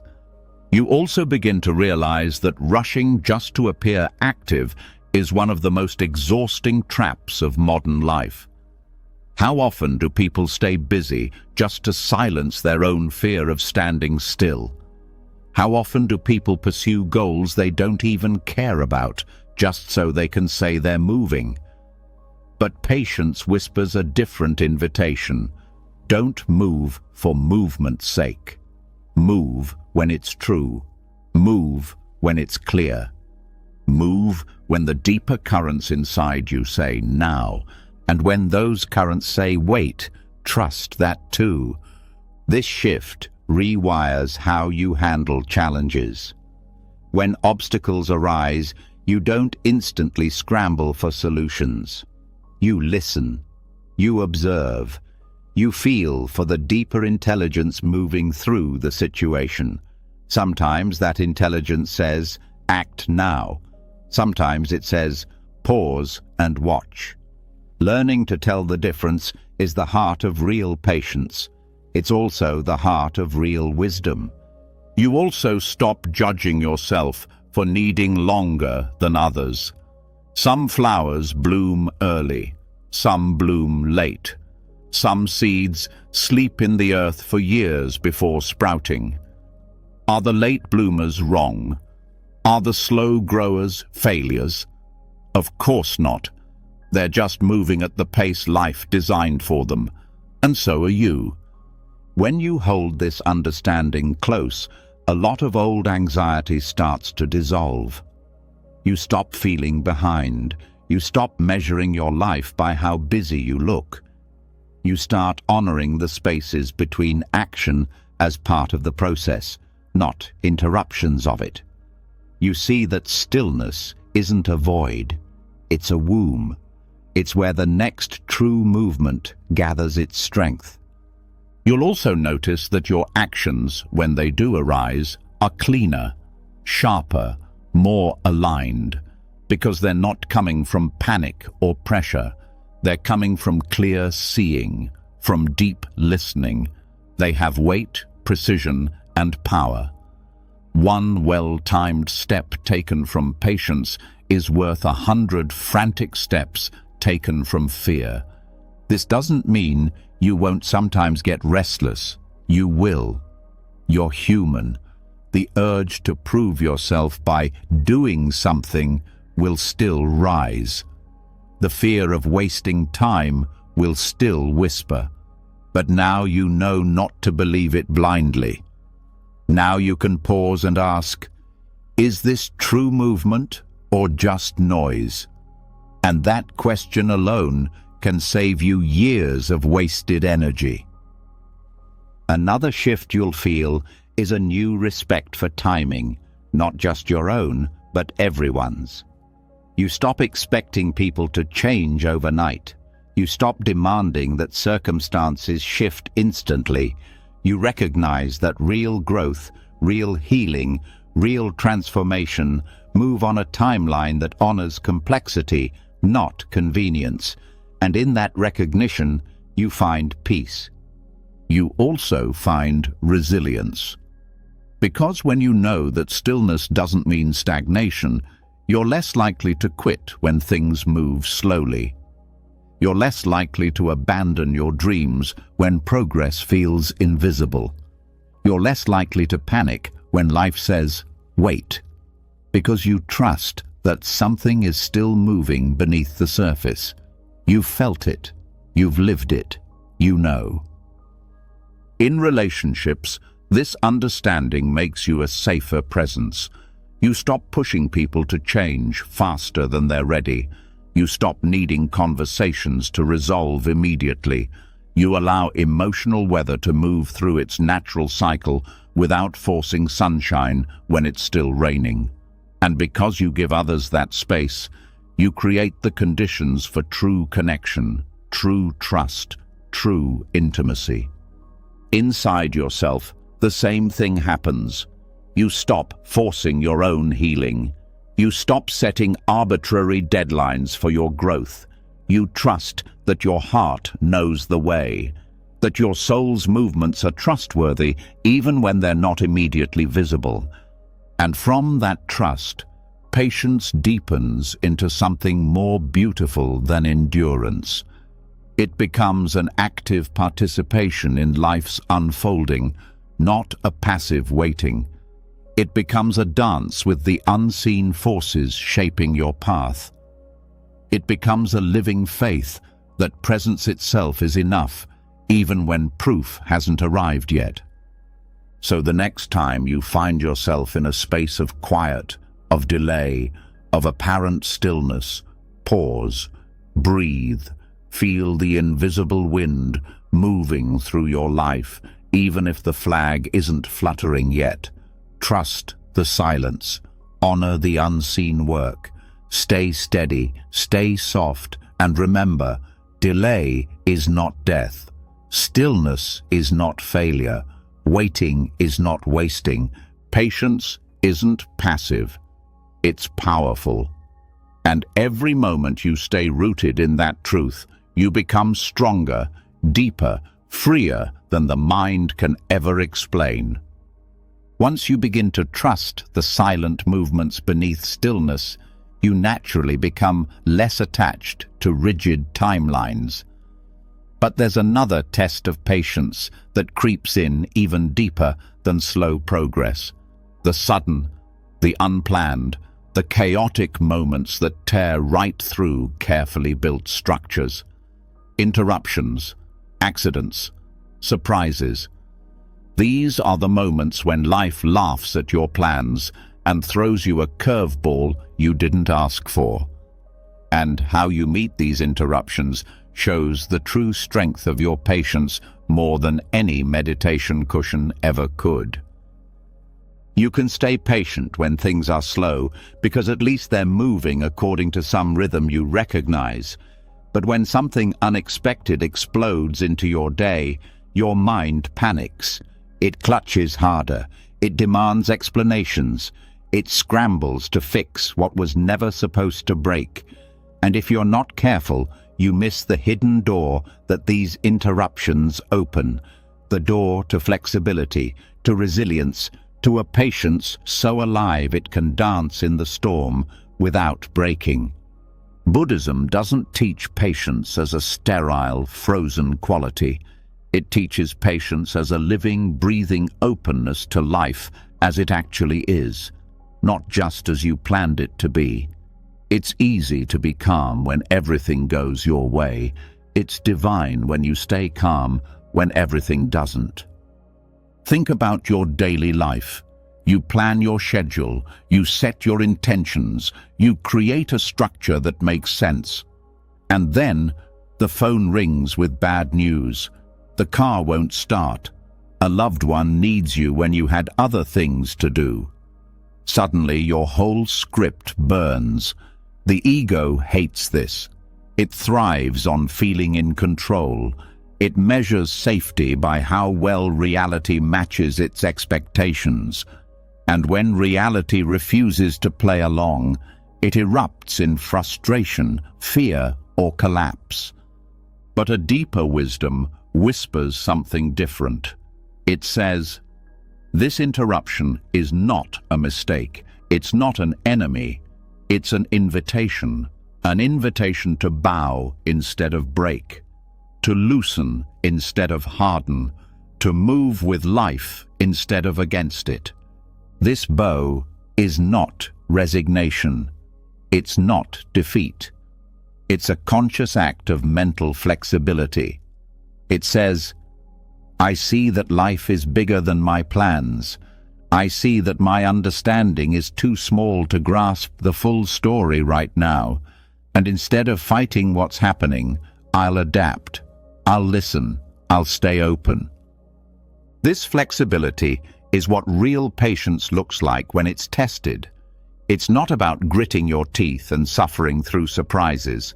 It's about softening your mind enough to flow with surprises, to find wisdom inside them, to find growth inside them, to find yourself more whole, more awake, precisely because things didn't go the way you thought they should. The deepest lesson here is that interruptions aren't interruptions at all. They are life itself, moving in ways your mind didn't predict. Life isn't happening to you when plans fall apart. Life is happening. Period. The mind only calls it wrong because it clings to a fantasy where things always unfold according to personal preference. But life was never meant to obey you. Life is wild. It's alive. It's full of unexpected twists that aren't personal attacks. They're invitations to evolve, to grow deeper roots, to see more clearly, to surrender what you thought you needed, and find something even truer underneath. One practice that helps is to watch what arises in the first few seconds after an interruption. Notice the tightness in the chest, the rush of irritation, the stories that flood in. "This isn't fair. I don't have time for this. Why me?" Just notice them. Don't feed them. Don't follow them. Let them rise and fall like waves you don't have to ride. The faster you catch the mental story trying to label the interruption as bad, the faster you can step back into openness. Another practice is to deliberately reframe interruptions as training sessions.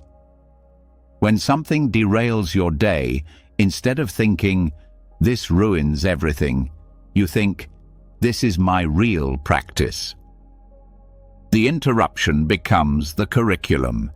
The surprise becomes the teacher.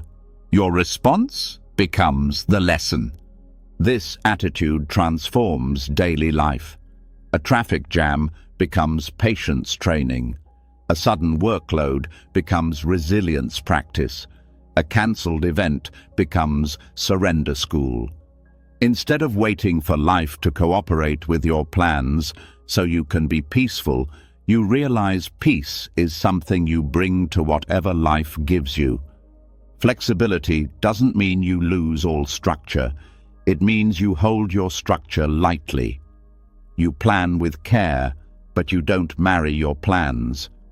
You commit to your path, but you don't collapse when the path twists unexpectedly.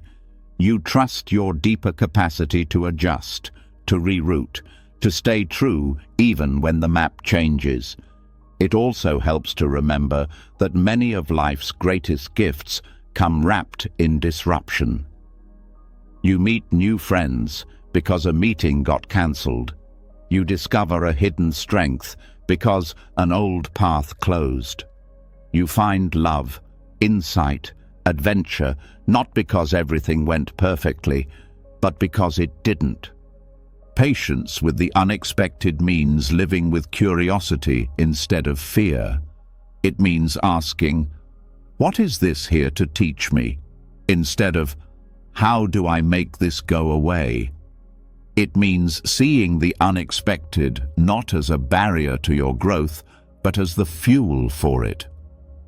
In relationships, this flexibility is life-changing. People will interrupt your plans. They will change their minds. They will disappoint your expectations. And if you need them to always behave predictably to stay peaceful, you'll suffer endlessly. But if you bow to the unexpected, if you stay open when they surprise you, you become a source of steadiness, not control. Within yourself, the same magic happens. Your own moods, emotions, and energy will not always obey your plans. You'll wake up tired when you meant to be productive. You'll feel sadness on a day you wanted to feel joy. And instead of attacking yourself for it, you can bow to it. You can say, "Even this belongs." You can move with your own inner weather instead of fighting it. Over time, this way of being creates a profound inner freedom. You're no longer imprisoned by the need for life to match your mental blueprints. You're free to meet life as it is. You're free to move with grace instead of fear. You're free to find joy even when the script burns and the day doesn't go according to plan. And maybe, just maybe, you start seeing that some of the most beautiful parts of life are the ones you never planned at all. The unexpected laughter, the unscripted adventure, the detour that became the real journey, the interruption that broke your heart open wider than you thought it could stretch. So, next time life surprises you, pause, breathe, bow. Let the tightness soften. Let the mind's craving for control dissolve. And step into the river of reality, wide-eyed, steady-hearted, ready to meet whatever comes, not with panic, but with patience, with presence, with the quiet flexibility of a heart that no longer needs life to be predictable in order to stay free. When you learn to bow to the unexpected and stay soft in the face of life's interruptions, a new layer of the journey begins to unfold, one that doesn't just test your flexibility, but your capacity to stay open over long periods of time. Some moments ask for quick adjustments. Others ask for endurance. And nothing stretches your patience across time quite like the practice of forgiveness, especially when the person you're forgiving still hasn't changed, or apologized, or even realized what they did. Buddhism teaches that real forgiveness is not a one-time decision. It's a path, a long, uneven, deeply human path. And true patience means walking it without knowing when or if the other person will ever meet you there. Forgiveness is one of the most misunderstood virtues. People often talk about it like it's a light switch. You forgive, and it's done. But what if forgiveness isn't an event? What if it's an arc? What if it's something you stretch your heart around, not because it's easy, not because the pain has vanished, but because you choose to keep love bigger than the wound? The Buddhist view of forgiveness is not transactional. It's not, "You say sorry and I let go." It's not, "You change and I release the grudge." It's about freeing yourself from the prison of resentment, even when justice hasn't arrived yet. And it's about holding a kind of space most people don't know how to hold, the space for someone else's growth over time, not instantly, not perfectly, not according to your timeline, but gradually, painfully, possibly, even if that possibility never blooms in front of you. It starts by understanding that people don't always become who they could be when you want them to. Growth is not a command you can issue, and real transformation, the kind that brings remorse, change, clarity, it sometimes takes years, decades, sometimes lifetimes. And when you choose to forgive, you're not saying what they did was okay. You're saying, I will no longer let your immaturity imprison my peace. This kind of forgiveness doesn't come from weakness. It comes from a strength that knows how to set down the weight of bitterness without needing the other person to carry it for you. It's not forgetting. It's not pretending. It's an act of spiritual maturity. It's recognizing that everyone is on a journey, even the ones who have hurt you. And while that doesn't excuse the harm, it explains the delay. They could not be who they weren't ready to become, and they might still not be ready. So what do you do with the space between the harm and the healing? That long, quiet stretch where you're learning to forgive and they're not yet learning to change. This is where patience reveals itself as love. Not soft love, not easy love, but steady, boundaried, unshakable love. A love that says, you hurt me, but I refuse to become like you. I refuse to carry hatred. I refuse to let your unhealed wounds contaminate my spirit. Sometimes forgiveness includes reconciliation. Sometimes it doesn't. But either way, it includes patience. The patience to not need closure from them to begin healing.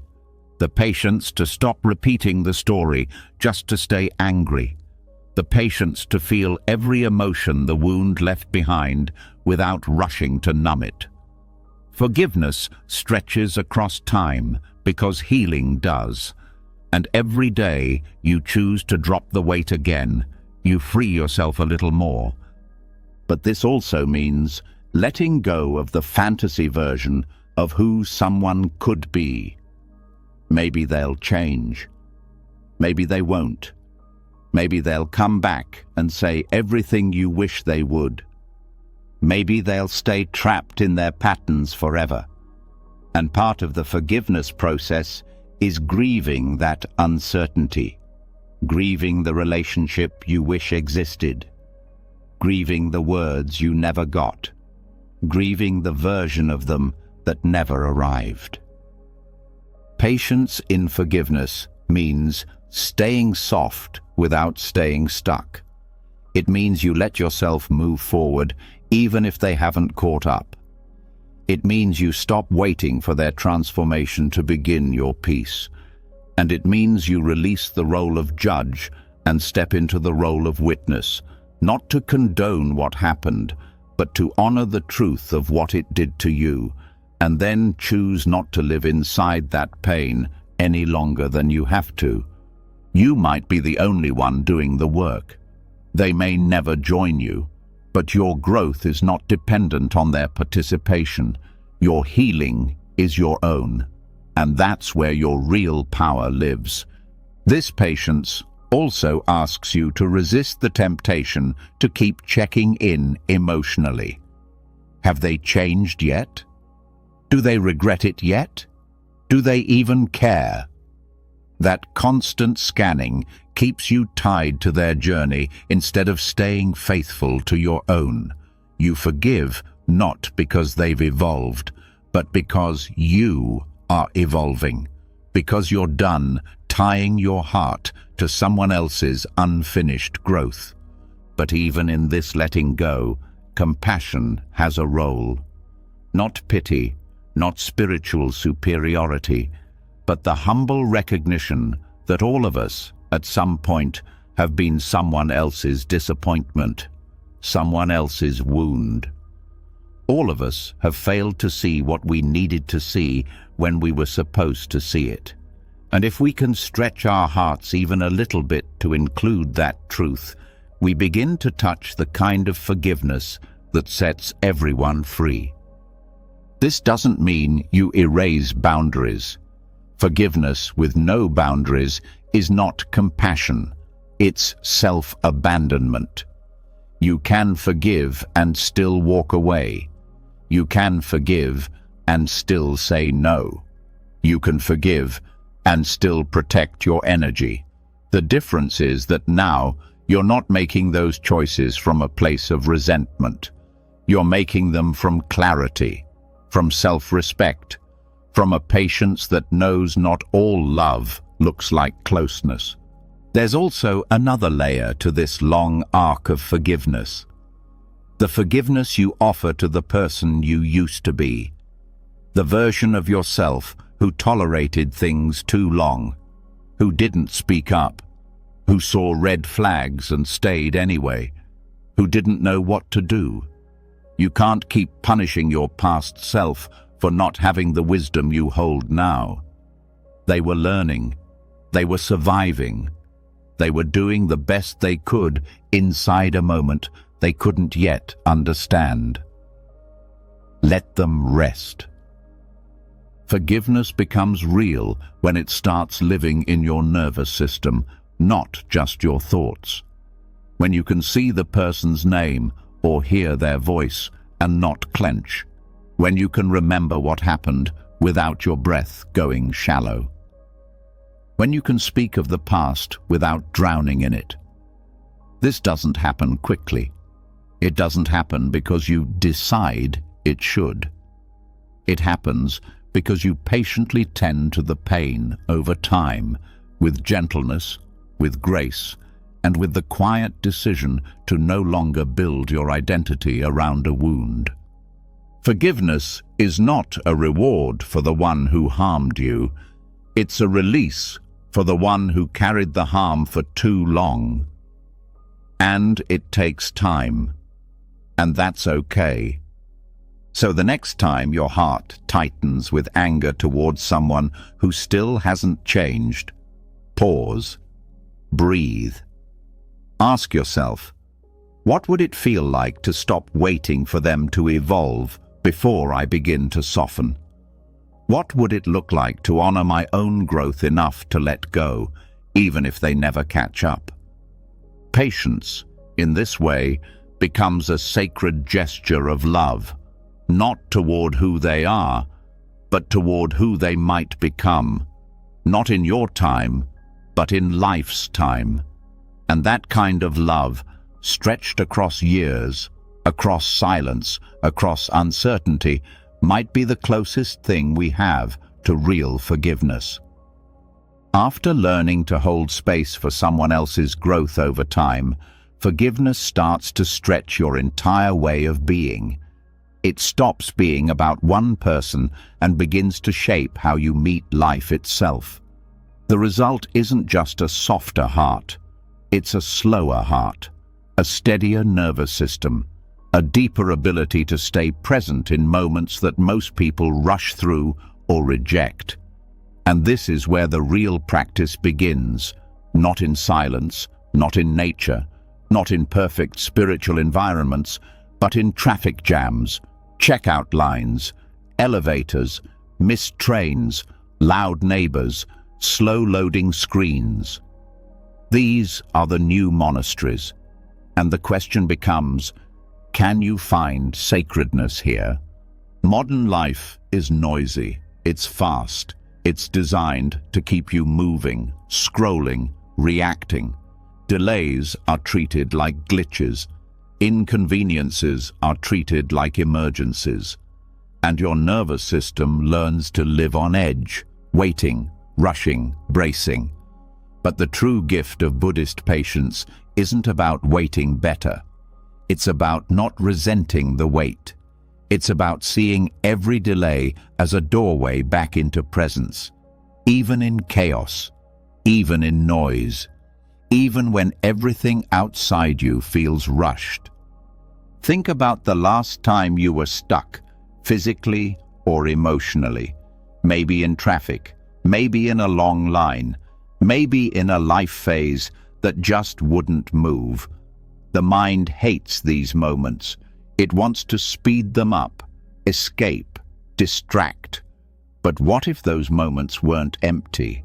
What if they were full of something you've been too busy to hear? What if the slow moment is the sacred one? In Buddhist monasteries, a single bell can call everyone into presence. One sound, and all movement stops, not to punish, but to awaken, to remind, to say, "You're here, you're alive, come back." But in the middle of a modern city, that bell doesn't ring. Or does it? Maybe the bell is the red light. Maybe it's the elevator that doesn't come. Maybe it's the slow walker in front of you. Maybe it's the traffic jam you didn't want. These moments can be the bell, if you train your mind to hear them that way. Most people treat delays as dead space, but they're actually thresholds, tiny openings in your day where you're not expected to do anything. You're just asked to be. And if you stop resisting that, something shifts. Your breath slows, your shoulders soften, your awareness expands. Suddenly, the moment you were trying to escape becomes the very place you find yourself again. This doesn't happen automatically. The default reaction is still impatience. You'll feel the surge of frustration. The mind will scream, "This is a waste of time." But now, you know how to respond. You notice the resistance. You don't fight it. You breathe into it, and then you look around. You hear the hum of life, the way the light falls through the window, the quiet pulse of your own heartbeat. The moment opens. And in that opening, a new kind of gratitude appears, not for something big, not for some future victory, but for this, for the stillness tucked inside the chaos, for the slowness you didn't choose but needed anyway, for the reminder that life isn't measured by how fast you move, but by how deeply you see. This isn't about pretending that inconvenience is fun. It's about recognizing that inconvenience isn't the enemy. Your resistance to it is. When you drop the resentment, the moment becomes simple again. And, in that simplicity, the sacred becomes visible. Not because the world changed, but because your mind did. This practice turns daily life into a kind of moving meditation. You don't need to sit in lotus position to be awake. You don't need incense or chanting. You need awareness in the middle of noise. You need stillness in the middle of motion. You need enough space inside your mind to meet the world without pushing it away. Patience becomes less about how long you can wait and more about how fully you can stay. Can you stay present when the meeting runs late? Can you stay kind when the cashier is slow? Can you stay open when your timeline gets torn apart? These are the real questions. These are the modern mantras. And it's not just about surviving chaos. It's about finding beauty in it. The way a baby laughs in a crowded cafe, the way the light bends through a rain-streaked windshield, the way your breath steadies without trying when you stop rushing. These moments aren't waiting to be improved. They're waiting to be noticed. And the more you notice, the richer your life becomes. Not later, not after things calm down, but right here in the noise. This shift also changes how you see other people. You stop expecting everyone to move at your pace. You stop judging others for slowing you down. You see that everyone's carrying invisible burdens. Everyone's navigating their own storms. And suddenly, instead of getting annoyed, you feel compassion. Instead of hurrying past, you slow down and see them. You recognize yourself in them. And in that recognition, Connection becomes possible, even in silence, even with strangers. Even the city itself begins to change. What once felt like chaos starts to feel alive. The traffic becomes rhythm, the noise becomes pulse, the movement becomes meditation. You stop looking for peace outside the city. You start bringing peace into it, and your presence becomes part of the sacredness you were searching for. This practice doesn't require a perfect mindset. It just requires a willingness to come back again and again. You'll forget, you'll get frustrated, you'll fall into old habits. But each time you remember, each time you choose presence over resentment, you strengthen a muscle that will hold you steady in every season of life. Because life won't always slow down for you. But you can learn to slow within it. You can become the bell that rings in the noise, the stillness that lives inside the storm, the breath that steadies when everything else wants to race. And the more you live like this, the more you realize something quietly profound. You don't need to escape the world to find peace. You just need to stop rushing through it. Because the sacred isn't hidden. It's everywhere. In temple bells, in traffic jams, in moments that ask nothing of you but to be fully alive while you wait. Once you learn to find sacredness in the pauses of everyday life, you begin to uncover something else quietly asking for your patience. Something deeper than traffic, longer than waiting rooms, heavier than missed deadlines. It's the healing that hasn't happened yet. The wound that still aches when no one is around. The grief that didn't vanish just because time passed.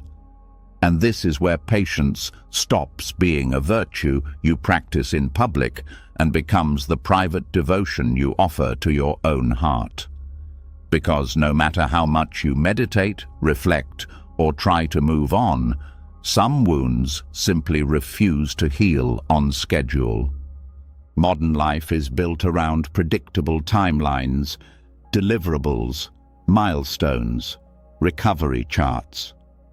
We are taught that time heals all wounds, but that phrase hides a truth most people are too scared to admit. Time doesn't heal everything, and even when it doesn't move in a straight line. Grief has its own seasons, pain has its own rhythm, and the deeper the loss, the more confusing the process becomes. You don't just cry and then feel better. You don't just let go and then move on. You circle through sadness, silence, numbness, anger, tenderness, and then sadness again, sometimes all in the same afternoon. Buddhism doesn't ask you to rush your pain into silence. It asks you to bow to it, to sit with it like an honored guest, to let it teach you, not with words, but through presence, through stillness, through the very ache that you keep trying to outgrow. And this is where inner patience becomes more than just endurance. It becomes trust, the kind of trust that doesn't need progress to be visible, the kind that believes something is still healing even when it doesn't feel like it. Grief doesn't follow logic. You can know why something happened. You can understand that it wasn't your fault. You can list all the lessons you learned, and still, your chest tightens when you hear their name. Your eyes sting at random songs. Your body carries memories like shadows you didn't invite but can't quite erase.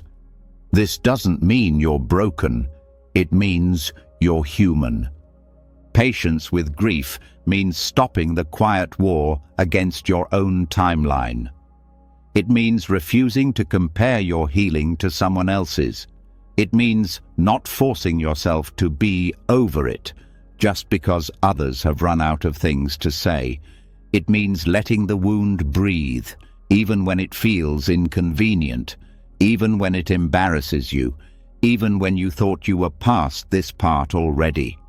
Healing isn't a staircase, it's a spiral. You revisit the same places, but with new eyes. Each return brings a deeper layer of clarity, a softer touch, a quieter sorrow. And even that is part of the process. Even when you feel like you're going backward, something is being reclaimed, something is being honored, something is being felt more fully this time around. True patience with yourself means you stop asking your heart to be faster. You stop measuring your emotional progress like a productivity chart. You stop being ashamed of how long this is taking. Because healing isn't something you do, it's something that unfolds. And it unfolds when it's ready.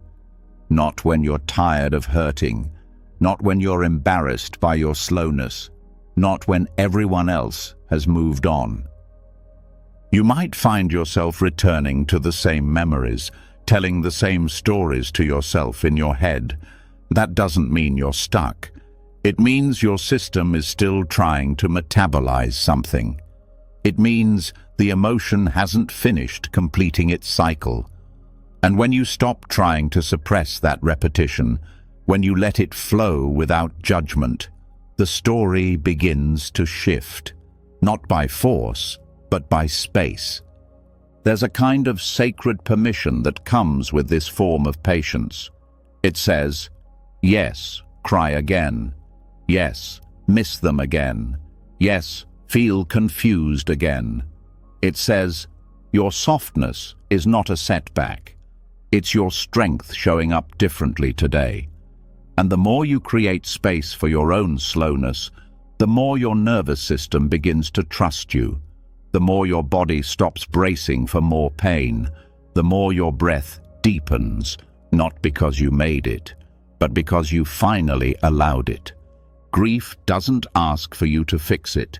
It asks for you to witness it. And in that witnessing, something shifts. Not quickly, not obviously, but deeply. The moment you stop trying to get rid of the sadness is the moment the sadness stops needing to grip you so tightly. It starts to move. It starts to loosen. It starts to soften its edges, not because you forced it, but because you stayed. This kind of inner patience creates a new intimacy with yourself. You no longer abandon your heart when it's messy. You no longer pressure it to present as healed when it's still aching. You become the one presence that doesn't rush you. And in that, healing begins to feel less like a finish line and more like a lifelong friendship with your own tenderness. There will still be days when it feels like everything regressed. You'll wake up heavy, you'll move slower, you'll want to hide. And instead of making that wrong, this time you'll recognize it as part of the rhythm. You'll know that healing sometimes moves quietly under the surface, like roots growing in winter. Invisible, but real. And you'll stay warm anyway. You'll trust anyway. This also changes how you respond to other people's pain. When someone you love is grieving, you won't try to fix them. You won't rush them through it. You'll sit beside them quietly because you've learned that presence is more powerful than advice. You've learned that the most healing sentence in the world isn't, "Here's what to do." It's, "I'm here and I'm not going anywhere."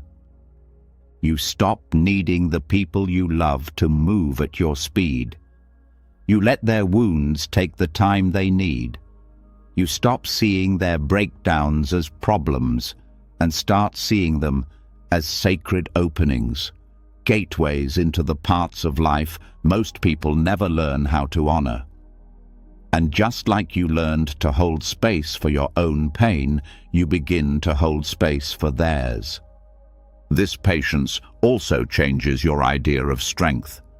You stop equating strength with emotional control.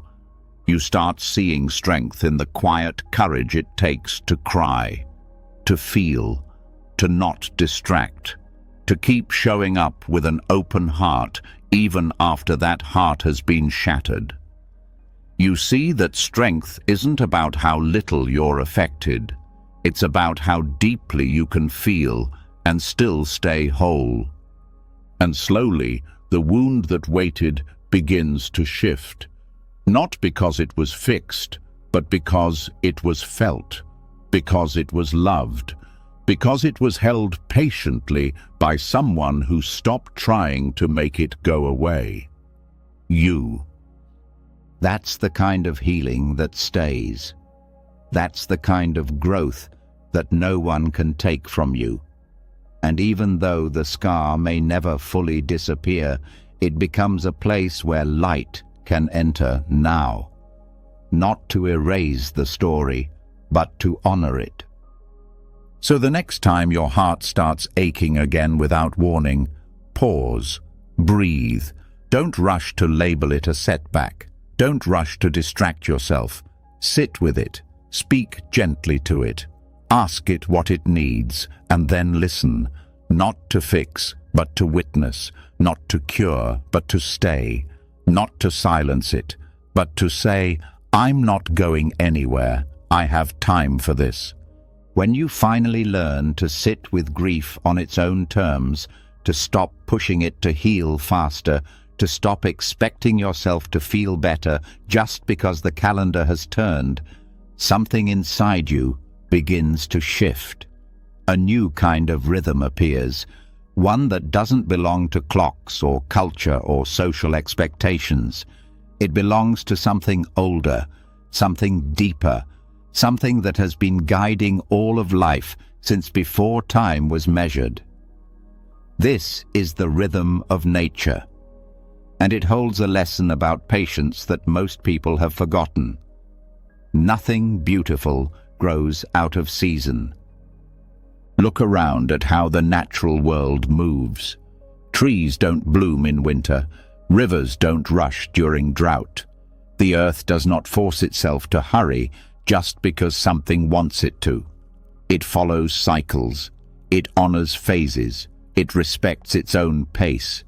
And the most peaceful people, the most grounded, the most steady, are not the ones who have forced their growth.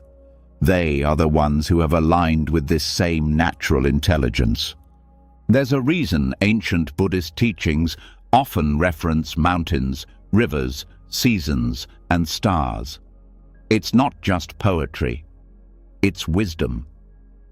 Nature teaches slowness not by suggestion, but by example.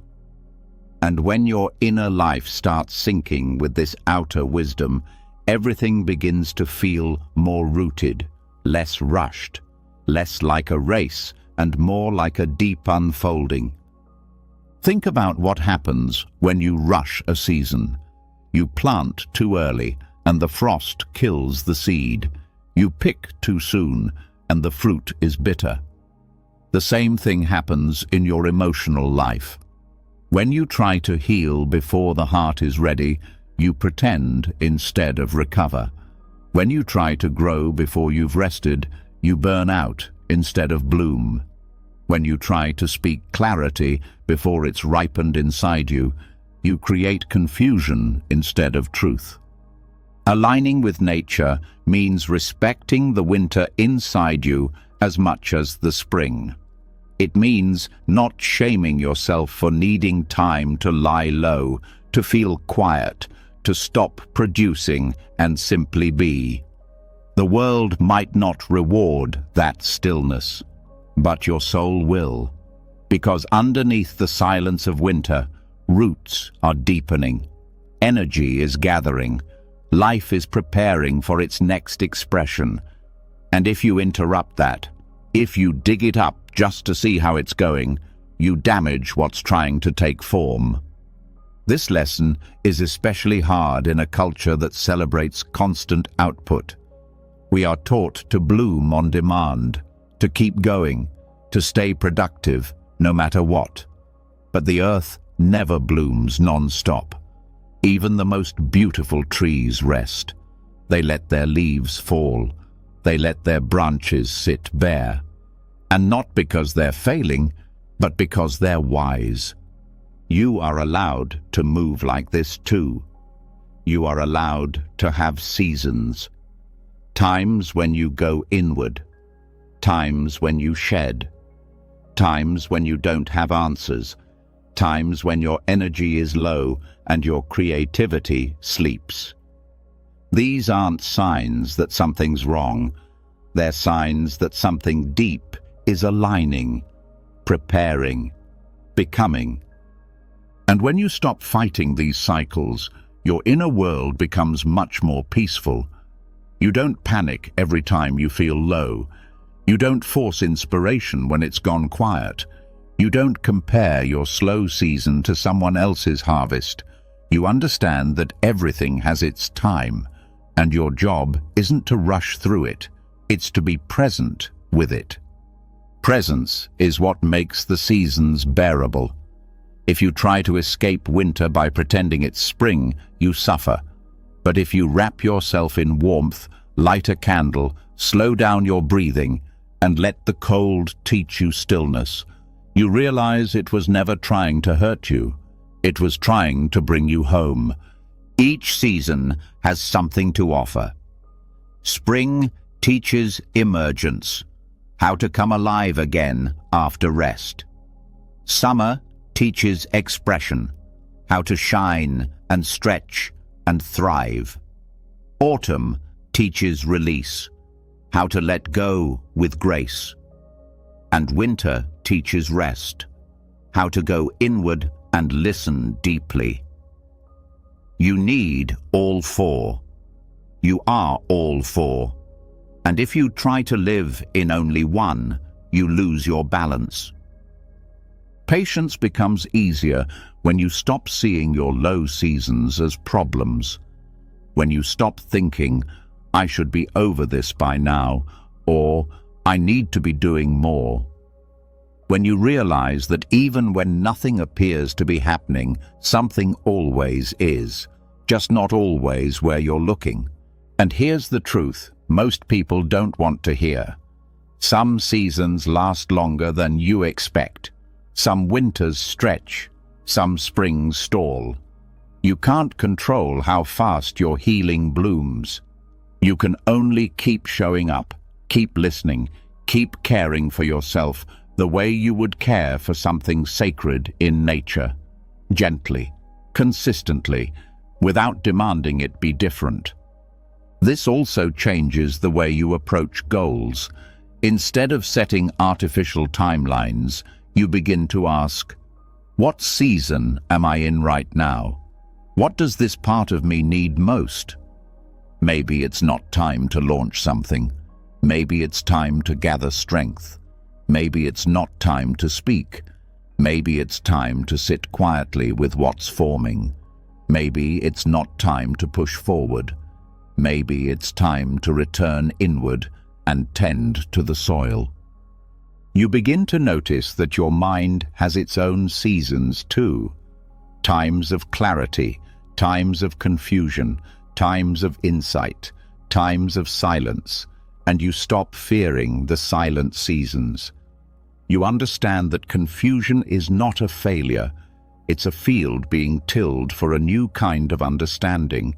It's part of the cycle, and it will pass when it's ready. This wisdom softens your inner dialogue. You stop saying things like, I'm stuck. You start saying things like, I'm in a winter. You stop thinking, I should be doing more. You start asking, what season is this part of my soul in, and how can I honor it? This shift alone can release years of unnecessary pressure. In relationships, this rhythm helps too. You stop expecting people to be the same all the time. You allow your loved ones to have seasons of withdrawal, of silence, of growth that looks invisible. You respect their winter the same way you're learning to respect your own. And because of that, your love becomes more steady, more patient, more real. This alignment also returns you to the natural world in a physical way. You start noticing how the sky changes, how the trees speak, how the light moves through the day. You spend more time walking slowly, breathing deeply, syncing your nervous system with the pace of something ancient. And you feel yourself becoming more whole, not because you changed everything, but because you finally slowed down enough to remember who you were underneath the pressure. So the next time you feel behind, or restless, or disconnected from progress, pause. Step outside if you can. Look at a tree, a cloud, a river. Notice how none of it hurries. Notice how none of it apologizes for its pace. Let that be your teacher. Let that be your mirror. And remember, the same intelligence guiding the seasons is guiding you. You are not late. You are not off track. You are in a season. Trust it. Tend to it. Move with it. And your peace will not be something you chase. It will be something you grow. When you finally begin to honor your internal seasons instead of resisting them, life starts to feel less like a race and more like a rhythm. But even as you learn to slow down and rest when needed, the world around you often doesn't stop. Deadlines still arrive, emergencies still happen, decisions still need to be made quickly, and here lies the next test of patience, not in the stillness of winter, but in the fire of urgency. The question becomes, can you stay centered when everything around you speeds up? Can you be still even as you move? Buddhism offers a powerful image for this, the eye of the storm. The outer winds can be chaotic, the noise, the pressure, the demands, all spinning in wild circles. But at the center, there is stillness, complete quiet, and the practice is not to escape the storm, but to move from the center of that eye, to be fully engaged, fully alert, and still not swept away. This is what it means to develop a calm mind inside fast-moving situations, to act without panic, to move without losing balance, to be urgent without becoming chaotic. Most people confuse speed with stress. They think that if a situation requires fast action, it must also include anxiety, rushing, and mental overload. But urgency doesn't have to mean imbalance. Just because something is important doesn't mean your nervous system has to collapse in the process. The body can move quickly, the hands can type fast, the mouth can speak clearly. But the mind can remain still. This inner stillness isn't a passive calm, it's an active presence. It comes from training yourself not to let urgency hijack your awareness. It comes from learning how to move with intensity while keeping your breath deep, your shoulders relaxed, and your attention focused. You begin to realize that the real suffering in urgent situations doesn't come from the event itself. It comes from the way your mind reacts. The panic, the overthinking, the scattered attention. These are what drain you, not the task. Think about the last time you faced a crisis, a true moment of pressure. Maybe someone needed your help right away. Maybe a deadline dropped with no warning. Maybe something broke and you had to respond fast. Now think, how much of your exhaustion came from the action itself and how much came from the internal chaos that surrounded it? The spiraling thoughts, the fear of failing, the adrenaline that never settled. The Buddhist path teaches that you don't need to remove the urgency. You need to remove the panic. The same way a firefighter runs into a burning building with calm focus. The same way a surgeon works swiftly in an emergency room without letting the pressure shake their hands. That kind of presence is cultivated through practice, through breath, through training the nervous system to stay grounded even when the world is moving fast. One way to begin practicing this is by using the breath as an anchor. When urgency hits, most people stop breathing, or they breathe fast and shallow. But if you can keep your breath slow and steady, even for a few seconds, you keep the door to your awareness open. You give yourself a chance to respond rather than react. You create space between the stimulus and your decision, and in that space, wisdom has time to speak. Another way to stay in the eye of the storm is to break the moment into single steps. The mind loves to panic by stacking everything all at once. I have to do this, then that, then solve that too, and then what if that goes wrong? This spiral creates the illusion that the whole world is crashing at once. But the truth is, you can only do one thing at a time, and when you commit to that one thing fully, your mind settles. You move with precision instead of panic. This also means giving up the addiction to drama. Some people subconsciously feed on the intensity of chaos. They equate feeling rushed with feeling important. But that adrenaline rush eventually leads to collapse. Real strength doesn't need to shout. Real presence doesn't need to be frantic. And when you stop needing to feel overwhelmed in order to feel alive, you start accessing a deeper kind of vitality, one that's sustainable. Urgency also reveals your habits. When things speed up, your unconscious patterns get louder. Do you freeze? Do you lash out? Do you multitask and lose clarity? These patterns aren't moral failures, they're just untrained reactions. And every urgent situation becomes a chance to meet those patterns with mindfulness, not to judge, not to suppress, but to see clearly, to say, "Ah, there it is again," and then breathe. Choose differently. Act from presence.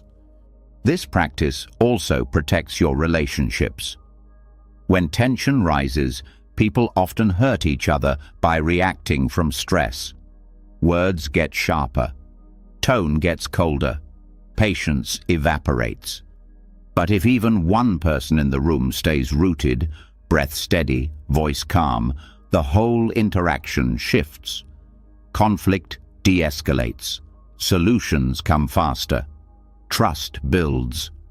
And it only takes one person to bring that calm into the space. Let that person be you. Over time, you begin to trust yourself more.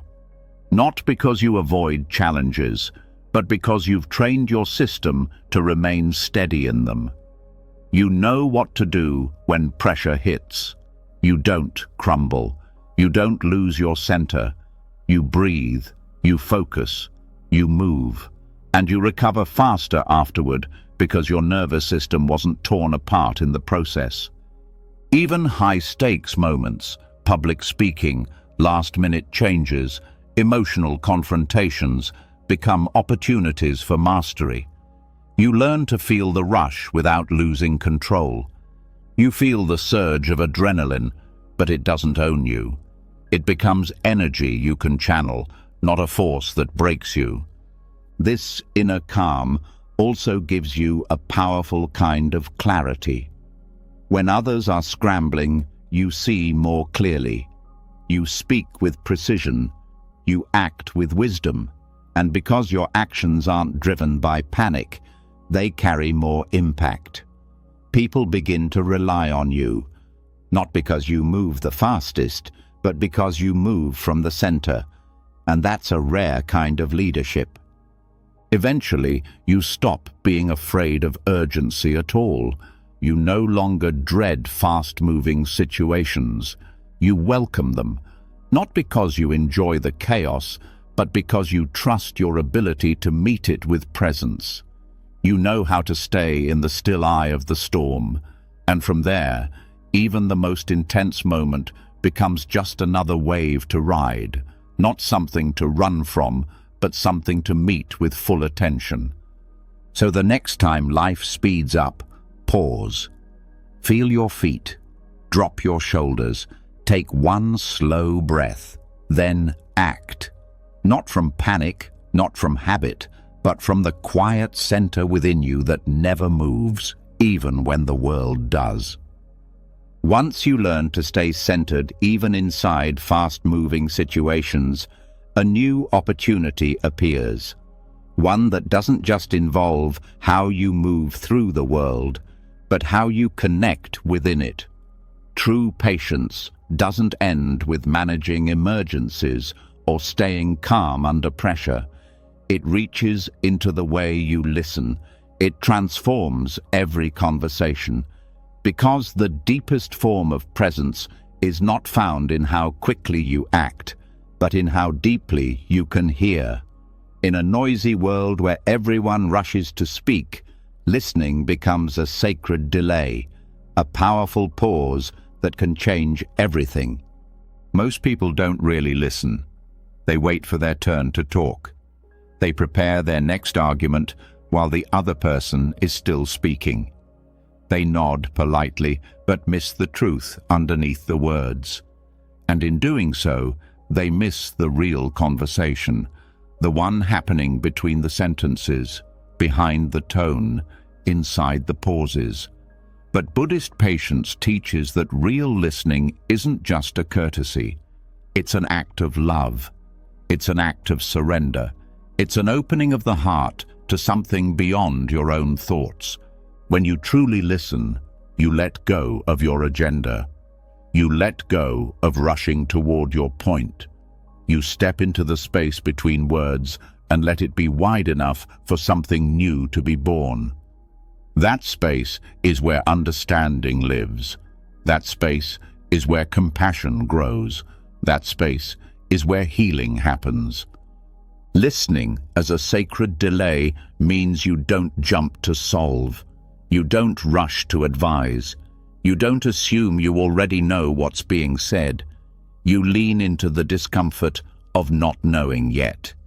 You sit in the slight awkwardness that comes from letting someone fully express themselves before you formulate your reply. And in that sitting, you give them a gift few people ever receive, the gift of being fully seen, fully heard, fully allowed.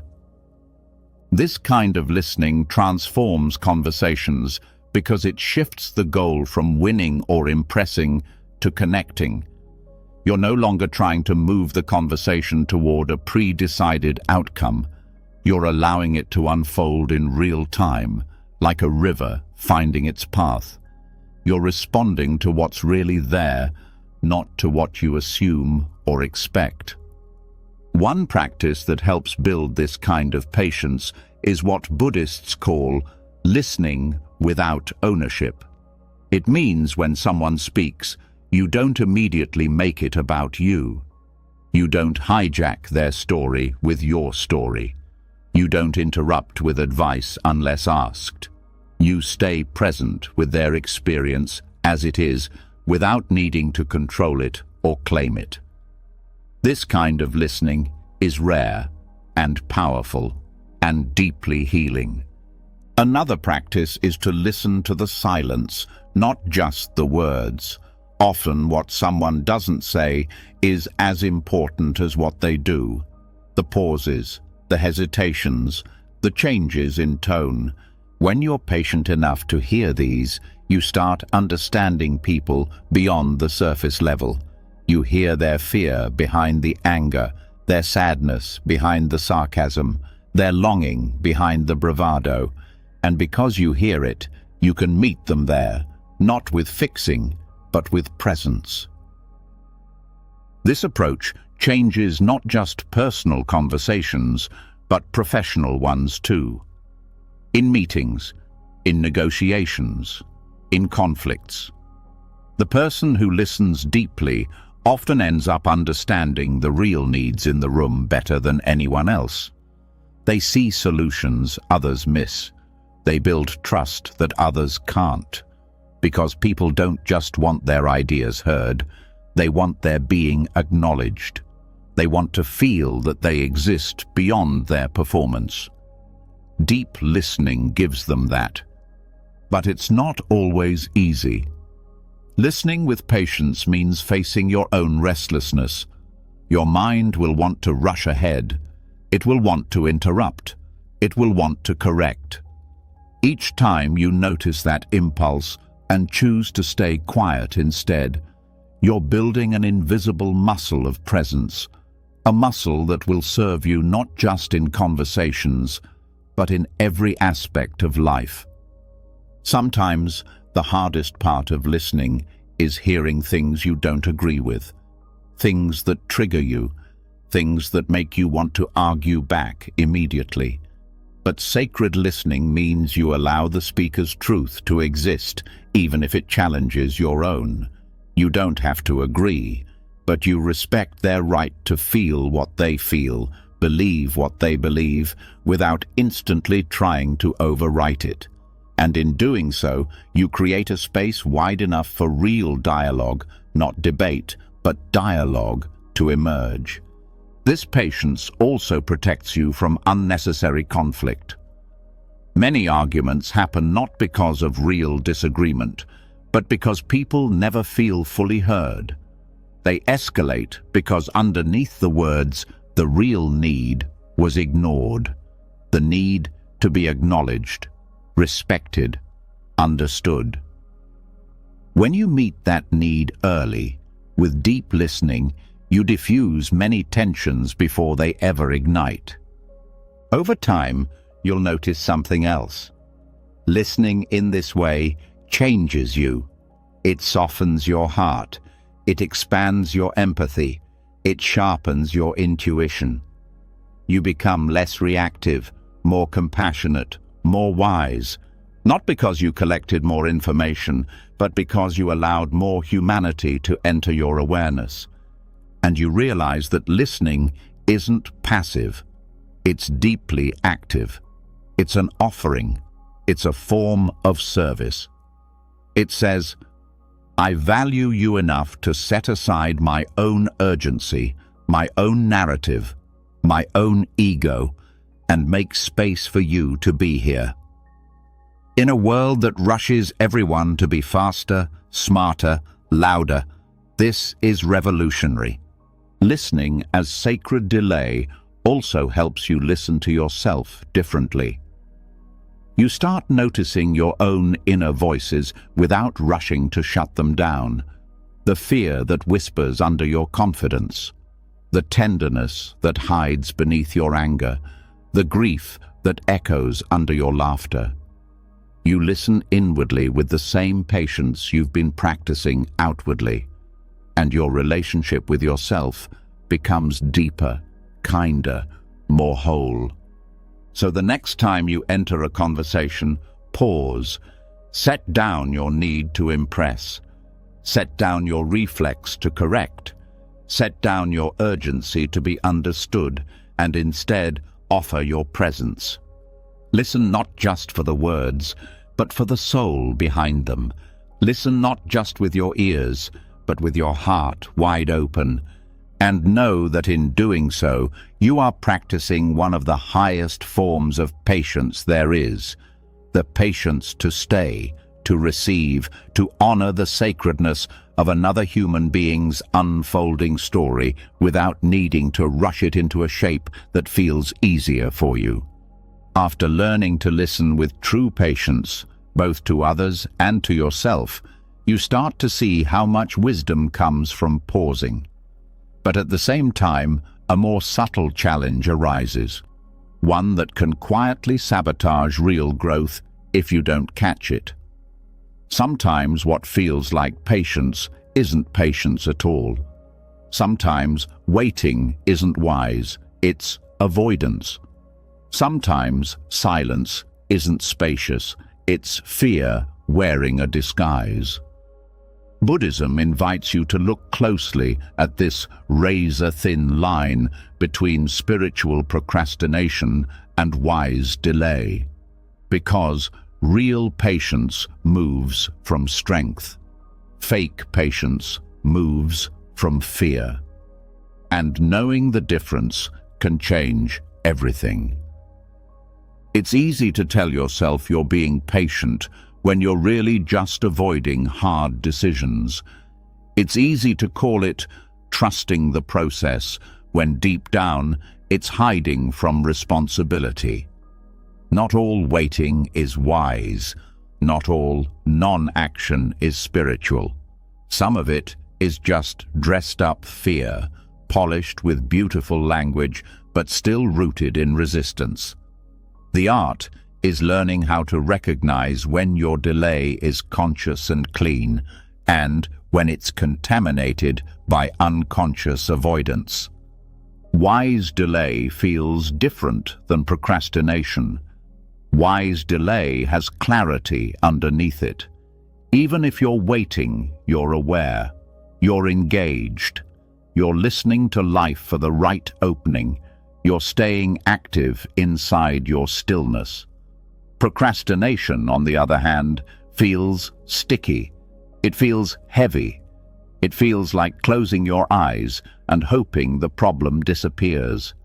It feels like handing over your power while pretending you're trusting the universe.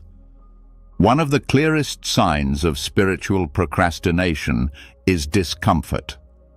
Not the discomfort of waiting, that's normal, but the discomfort of knowing you should act and still doing nothing. There's a tightness that comes when your inner wisdom is whispering, "It's time." But your fear convinces you, "No, later, not yet, maybe tomorrow." Wise delay brings peace. Spiritual procrastination brings anxiety that won't fully leave. Another clue is how much effort it takes to justify your waiting. When you're delaying wisely, you don't need to defend it. You don't need 100 reasons to explain why you haven't acted.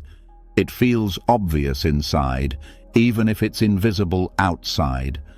But when you're procrastinating, you find yourself over-explaining.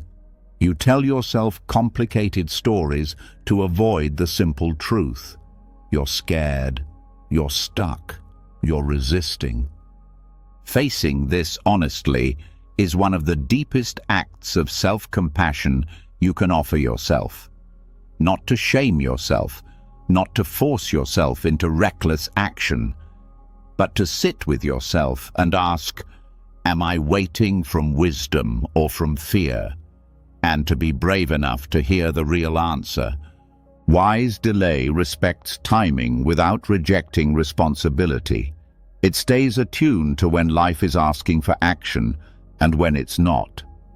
Sometimes not acting is the most powerful thing you can do. Like a seed waiting for the right season to break through the soil.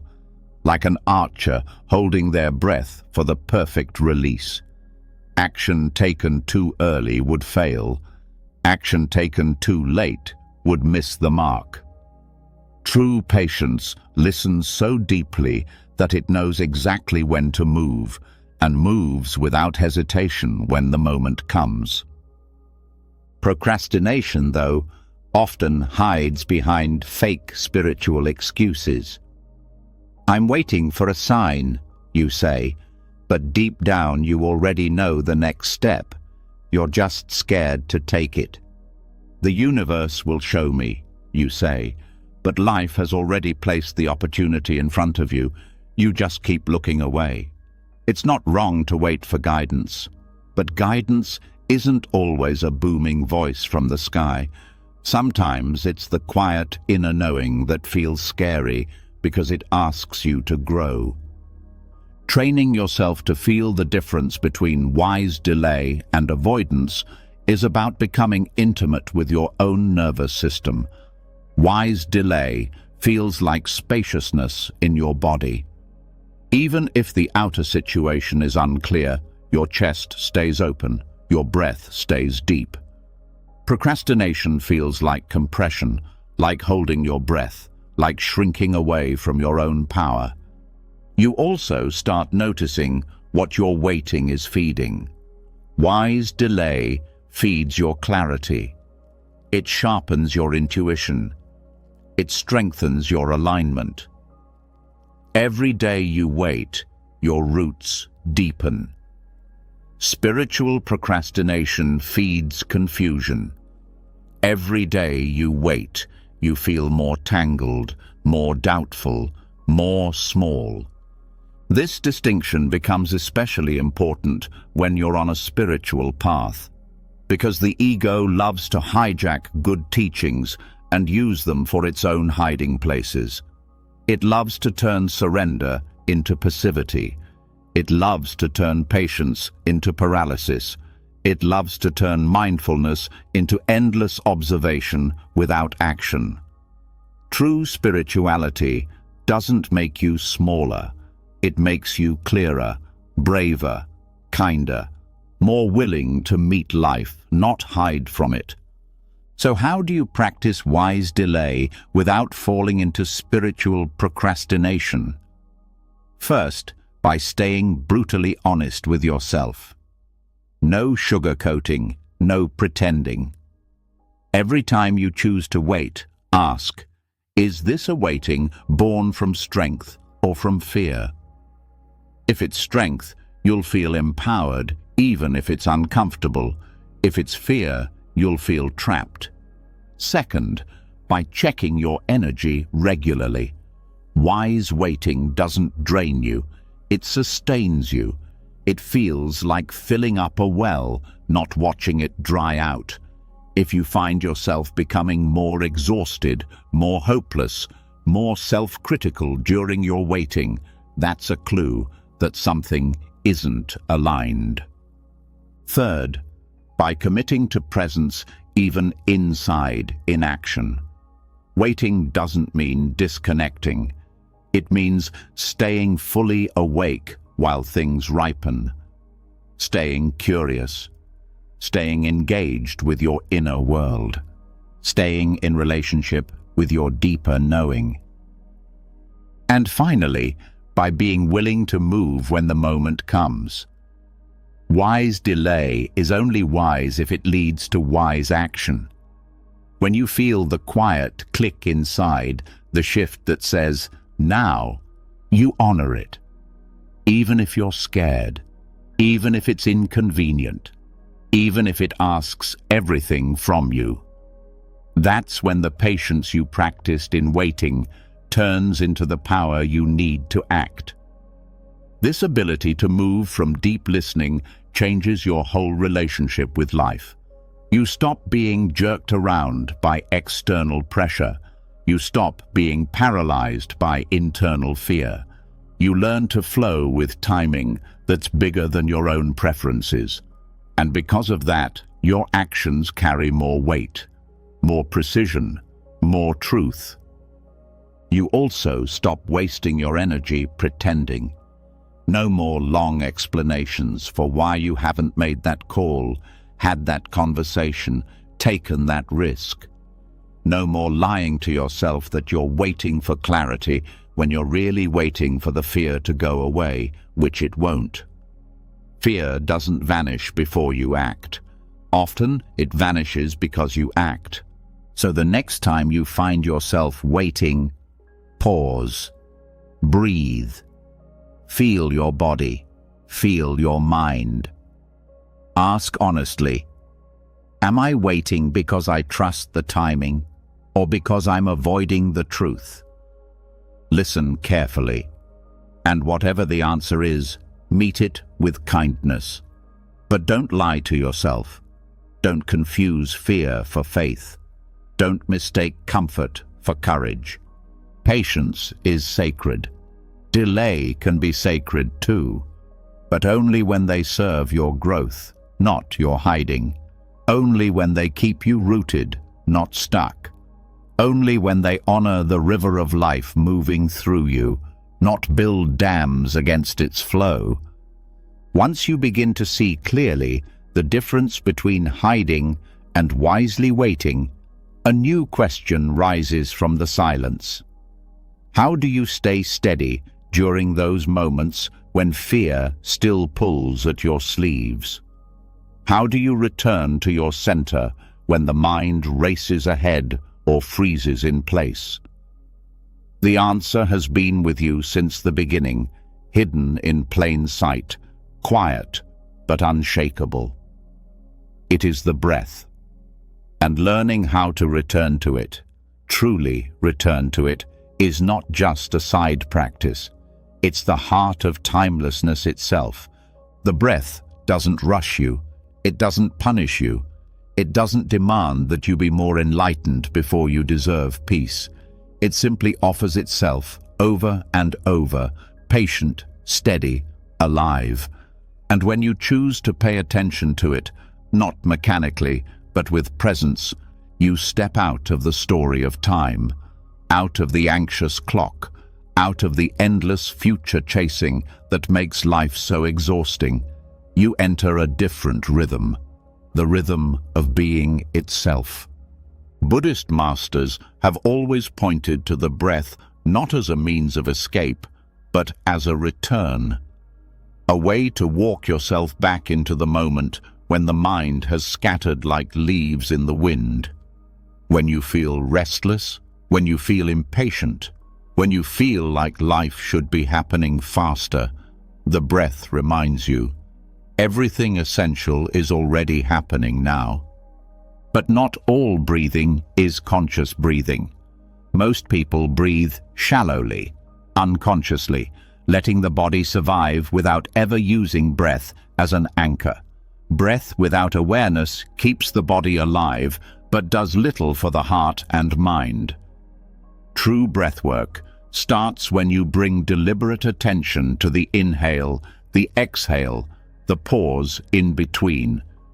Not forcing, not controlling, simply feeling, simply returning. Each conscious breath is a micro-moment of patience. A way of saying, I trust this moment enough to be here for it. Even when it's uncomfortable, even when it's slow, even when nothing big is changing outside, inside, something enormous is happening. You're training yourself to endure reality without running.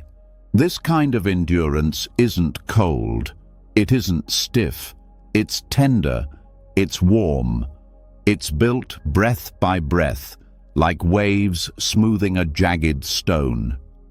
Every time you stay with a breath, instead of rushing into thought, you soften some of the hardness fear builds around the heart. You become less reactive, less desperate, less enslaved to urgency. Practicing patience through breath doesn't mean using breathing to avoid life's demands. It means using breath to meet them from a different place. Imagine standing in the middle of a crowded, noisy day. Deadlines, decisions, conversations, expectations flying at you from every side. The old habit would be to tense up, rush, collapse inward. But now, you pause. You feel the breath enter your body. You feel it leave. And inside that tiny awareness, you remember, you are not the noise, you are not the clock, you are not the panic, you are the one breathing through it all. Breath teaches you that you can stay steady without becoming rigid. It teaches you that slowness is a source of strength, not a weakness. It teaches you that even when life pulls you in 1,000 directions, you can gather yourself here, now, in the body, in the heart, in the breath. One of the simplest but most profound practices is to spend a few minutes every day doing nothing but noticing the breath. Set no goals. Expect no fireworks. Just sit or stand or lie down and let your awareness ride the wave of inhale and exhale. Notice the mind trying to race ahead and gently come back. Notice the body wanting to fidget and gently come back. Notice the impatience that says, "This is a waste of time," and gently come back. Every return is a victory. Every return is a new thread strengthening the muscle of timelessness inside you. Breath also teaches you about impermanence. No two breaths are exactly the same. No moment can be repeated. Everything is in motion, even when it looks still. And the more you train yourself to witness this quiet dance inside you, the more you start trusting it outside you too. You realize you don't have to grab every opportunity the second it appears. You don't have to force every solution. Life is already moving. Life is already breathing. Your job is to participate, not dominate. This kind of breathing also transforms how you experience difficulty. Painful emotions don't have to be problems you solve instantly. They can be sensations you breathe with. Fear doesn't have to be a monster you run from. It can be a tightness you breathe into. Grief doesn't have to be a drowning ocean. It can be a deep tide you float on, breath by breath. When you practice returning to the breath under normal circumstances, you're training for the hard moments too. The moments when the mind screams, "Get out," or "Fix it now," or "This shouldn't be happening." In those moments, you will have a choice because you practiced. You will know how to stay with yourself instead of abandoning yourself. You will know how to breathe instead of break. And even when the situation demands fast action, your breathing practice will keep you from panicking. You'll move quickly without becoming frantic. You'll speak clearly without speaking from fear. You'll respond wisely instead of reacting automatically. Breath becomes not just your personal anchor, but your secret superpower. Over time, breathing with awareness becomes so woven into you that it's not just a formal practice anymore. It's your way of being. You breathe while walking. You breathe while listening. You breathe while loving. You breathe while grieving. And the breath teaches you over and over that timelessness isn't some mystical escape. It's right here, every second, inside the simplest thing you'll ever do. Inhale, exhale, pause, repeat. Breath also reconnects you to your body in a world that constantly pulls you into your head.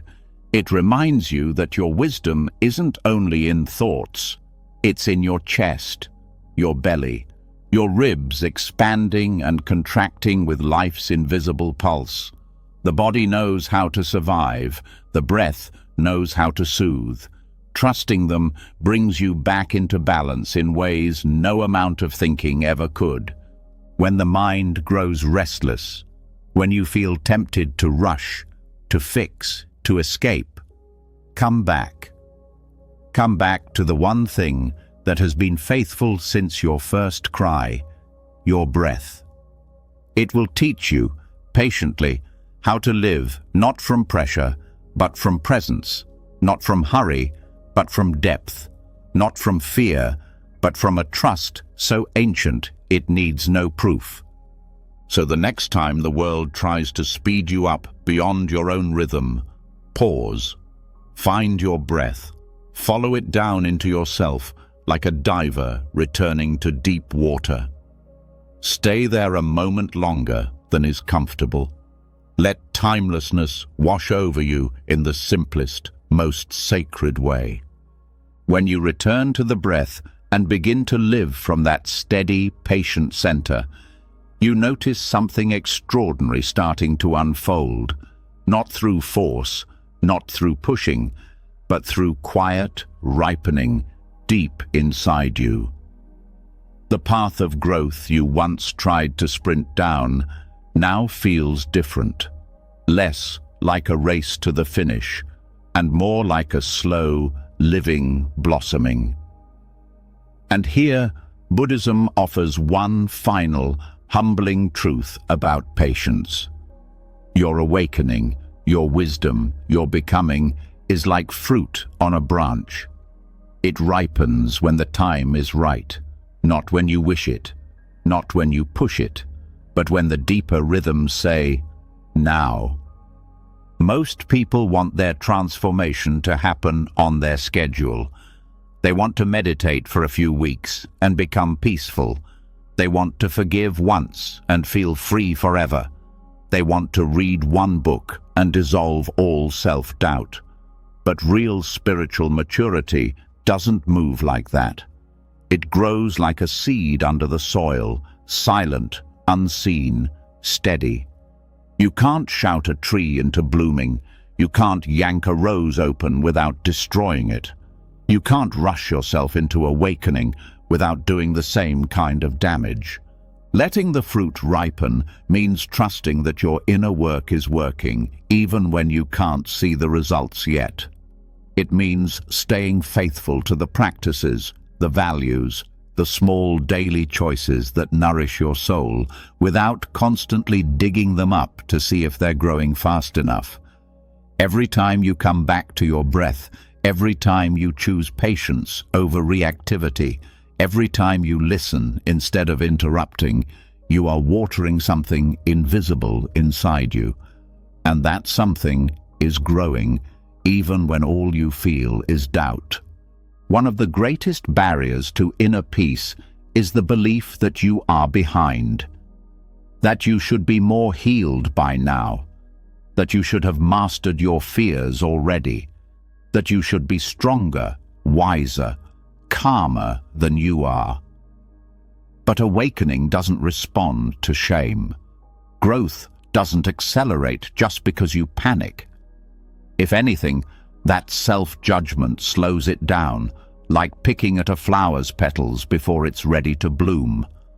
Patience with your own journey means celebrating the unseen work, the inner shifts no one else claps for, the quiet victories only you know about, the days you choose not to spiral into old habits, the moments you catch yourself about to lash out and instead soften your voice, the mornings you wake up feeling lost but still show up for your life anyway. These moments are not small.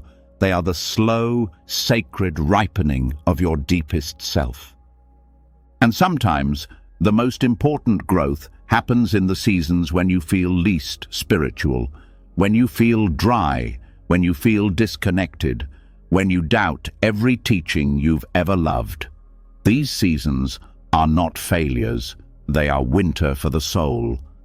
A necessary quiet period where old patterns die underground so that something truer can emerge in time.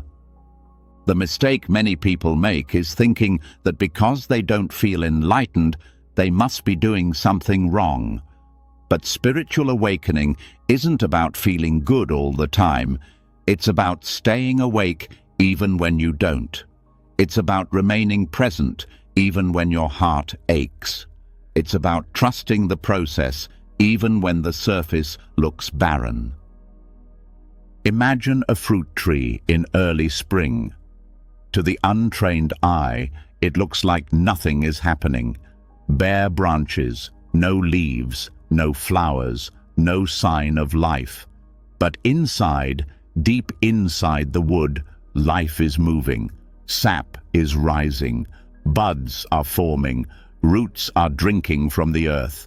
And if you judged the tree only by what you could see, you'd think it had failed. But if you trust nature's timing, you know better. You know that blooming takes time. You know that fruit cannot be rushed. Your soul is the same. Your healing is the same. Your awakening is the same. You are not behind. You are ripening. Letting the fruit ripen also means giving yourself permission to be where you are, not where you think you should be. Spiritual pressure is still pressure, and pressure hardens the heart. Patience softens it. When you release the need to reach some imagined milestone of enlightenment, you create the conditions for real growth, a growth that's organic, humble, alive. And this kind of growth often happens invisibly at first, before it shows up in how you speak, before it shows up in how you react. It shows up quietly, like new roots threading through the soil.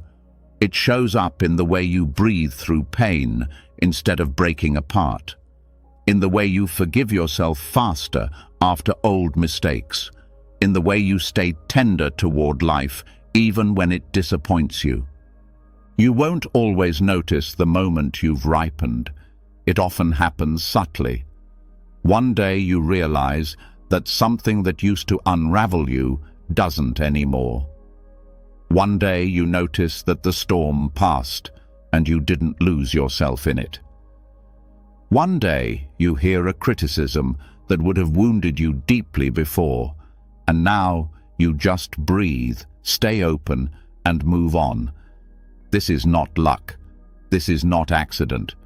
This is the fruit of patience, ripening in its own perfect season. Trusting your ripening also means trusting that not all lessons come in the order you expect. Sometimes the mind understands before the heart catches up. Sometimes the heart forgives before the mind is ready to let go. Sometimes you grow strong in one area while still trembling in another. This is natural. This is human. Spiritual maturity is not uniform. It's textured, uneven, alive. Another part of letting the fruit ripen is releasing the need to prove your growth to others. You don't owe anyone demonstrations of your progress. You don't have to perform your healing to earn love or respect. Real growth is inward first. If others see it, fine. If they don't, it doesn't matter. The real harvest is in how you feel moving through your own life, not how many people notice. This patience also frees you from endless self-improvement traps. You stop treating yourself as a project that's never finished. You stop frantically trying to fix what was never broken at the core. You start realizing that the seed of who you truly are has always been whole. The work isn't to become something else. The work is to let that wholeness ripen naturally into expression. So when you feel frustrated with your pace, pause, breathe, remember the fruit, remember the tree. Remember that the most beautiful things in life don't rush, and they don't apologize for their timing. Stay steady. Keep tending your inner garden. Water your roots with kindness. Feed your soul with patience. Trust that even when you can't see it yet, the branches are thickening, the buds are forming, the fruit is growing heavy with sweetness, and one day, without panic, without pressure, without force, you will wake up and realize you have bloomed. You've just walked through the kind of patience no one talks about, the kind that isn't passive or weak, but steady, powerful, and rooted in deep wisdom. You've seen how real patience means waiting without bitterness, listening without needing to interrupt, breathing through the rush, and trusting that growth is happening, even when it's invisible. You've learned to bow to interruptions, hold space for grief, let go of the craving to be fixed, and finally understand that becoming who you truly are takes time, tenderness, and care. Not everything in life needs to happen quickly. In fact, the most important things never do. So if you're still waiting for something in your life to shift, remember this. The fruit is already forming. The seed has already been planted. And the only thing it needs now is time. Time and your presence. That's it. Keep breathing. Keep showing up. Keep trusting. If this brought you clarity, if it helped you soften into your own timing, let us know in the comments with the words, "I choose patience." Let's see how many of us are walking this path together. And if you want to keep training your mind to be calm in the chaos, still in the storm, and kind